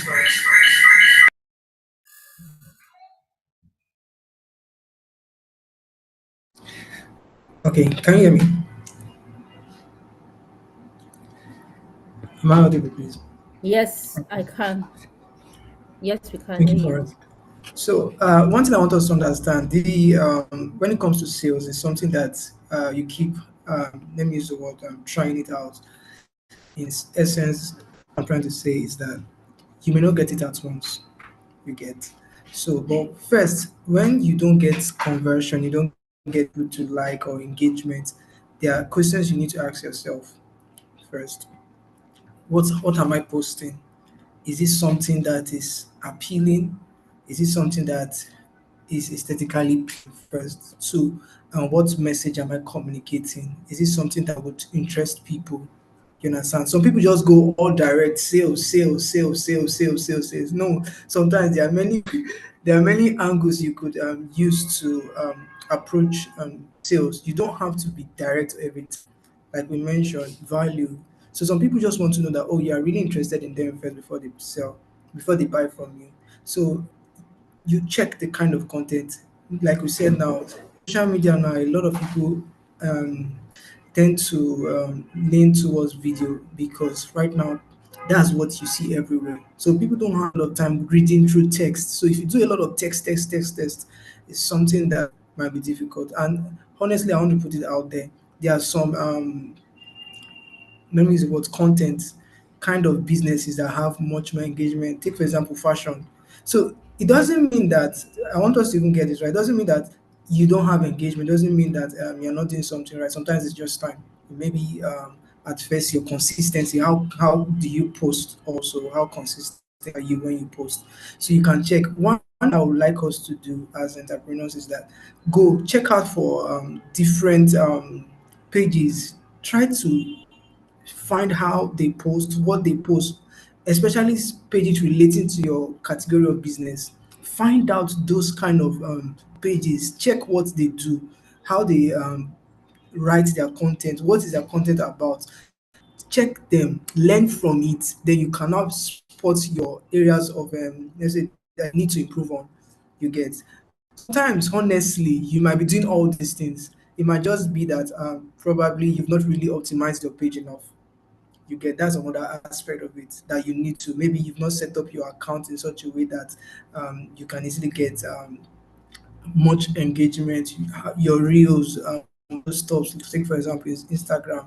Your tagging, you get some. I think it's a community stuff. So sometimes learn to comment on people's posts.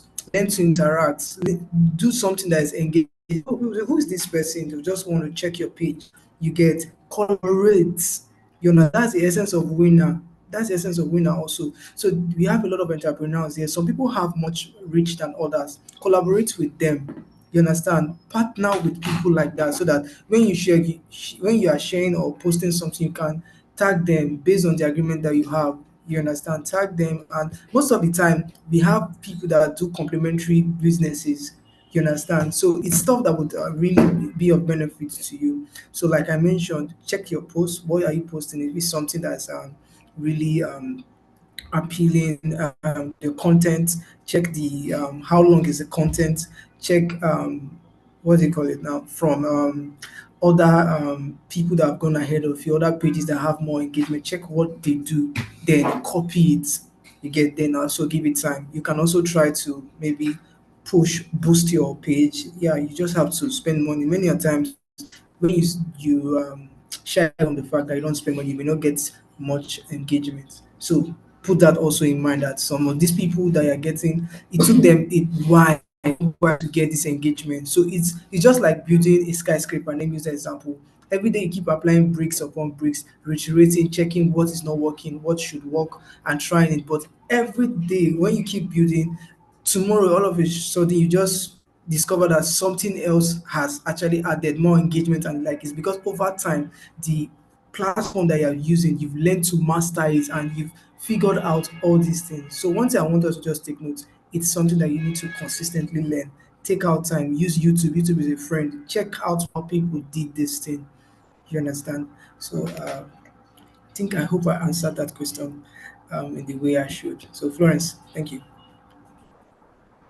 Okay, so thank you so much, Collins. I also like to add that for you to have good engagement and have valuable post engagement on your social media page, you need to be post a content that resonates with your audience. So you need to do a research on the kind Yeah. of audience, that is following you. What do they want? What is their pain point?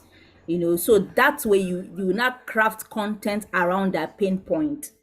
And also for me personally, we have community, join community of like minds, so that when you post and you share your link to your community, if you don't really have an audience that addresses your pain point, you start with community groups. A lot of community groups and pages on either WhatsApp, Facebook, or Instagram. You share it, your link, some we click on it just to like boost you, to encourage you to be posting more. They comment on your post. That's where from there you start picking out those that resonate with your post. I think that's another way you can start building up your engagement. But the most important thing is you need to understand who your buyers are, their pain points, and start creating valuable content. And your content, like what Colin says, your content must not be verbatim or like come and buy what I'm saying. You can create a story, tell your story, share your personal experience. That's where you are building a connection with your audience. So people need human connection, especially on social media. So thank you so much, Collins. Thank you, Aziza. Thank you, Mubarak, for this wonderful session. My note is full. We've created a WhatsApp account. I think our host will share it here so you can join directly. And also we said that if you want to get a certificate for this class, you could just pay a token of 3,000 naira to get a certificate of attendance for this class. That will also be shared on the WhatsApp group. And on this note, I'd like to call on Mr. Lani, our communication manager, to come and round up the session.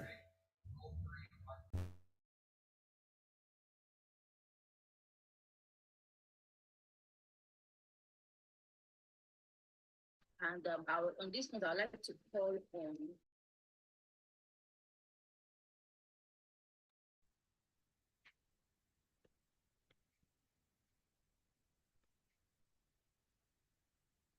Hello? Okay, seems Hello, Lani ma. is okay, seems Lani is not on the call. I can't see him. Um just to say thank you to everyone. Thank you very much for attending. It was great having us all. I'm sure we have gotten a lot from the sessions, the 3 topics. A lot. Somebody was saying my head is too full to assimilate all this. But I mean, the notes to be shared so we can go through again um, to remember all the things that have been said.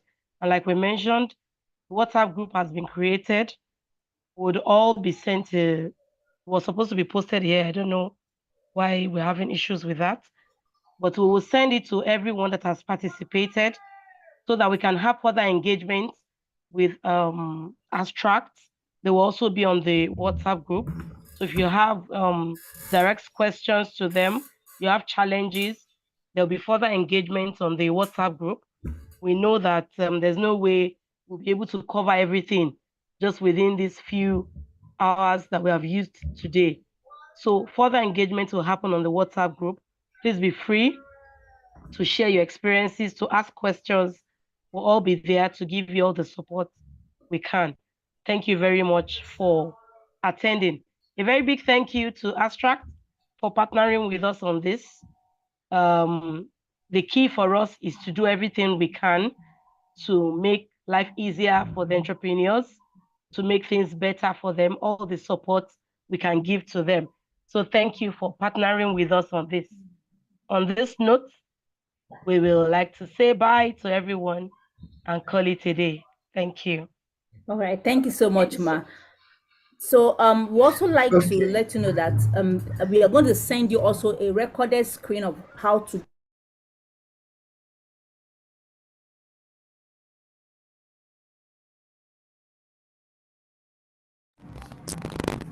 Florence, I can no longer hear you. Step. I don't know if someone can. We lost you, Florence. Can you repeat that?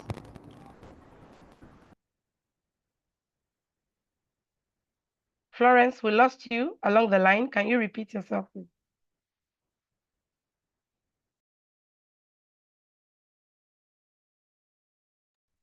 Okay, her network must be bad. So we will send all the things we have promised to you, and we will also send you the link to join the WhatsApp group. Thank you very much. Thank you all.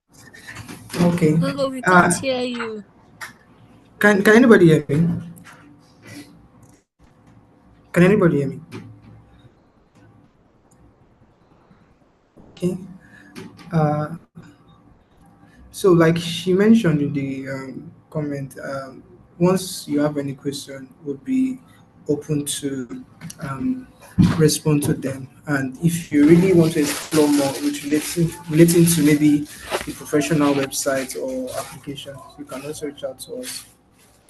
Or maybe business generating of leads can also reach out to us. So just reach out to Werner. They would help you communicate about stuff you need to do in order to get in contact with us. So thank you so much, everybody.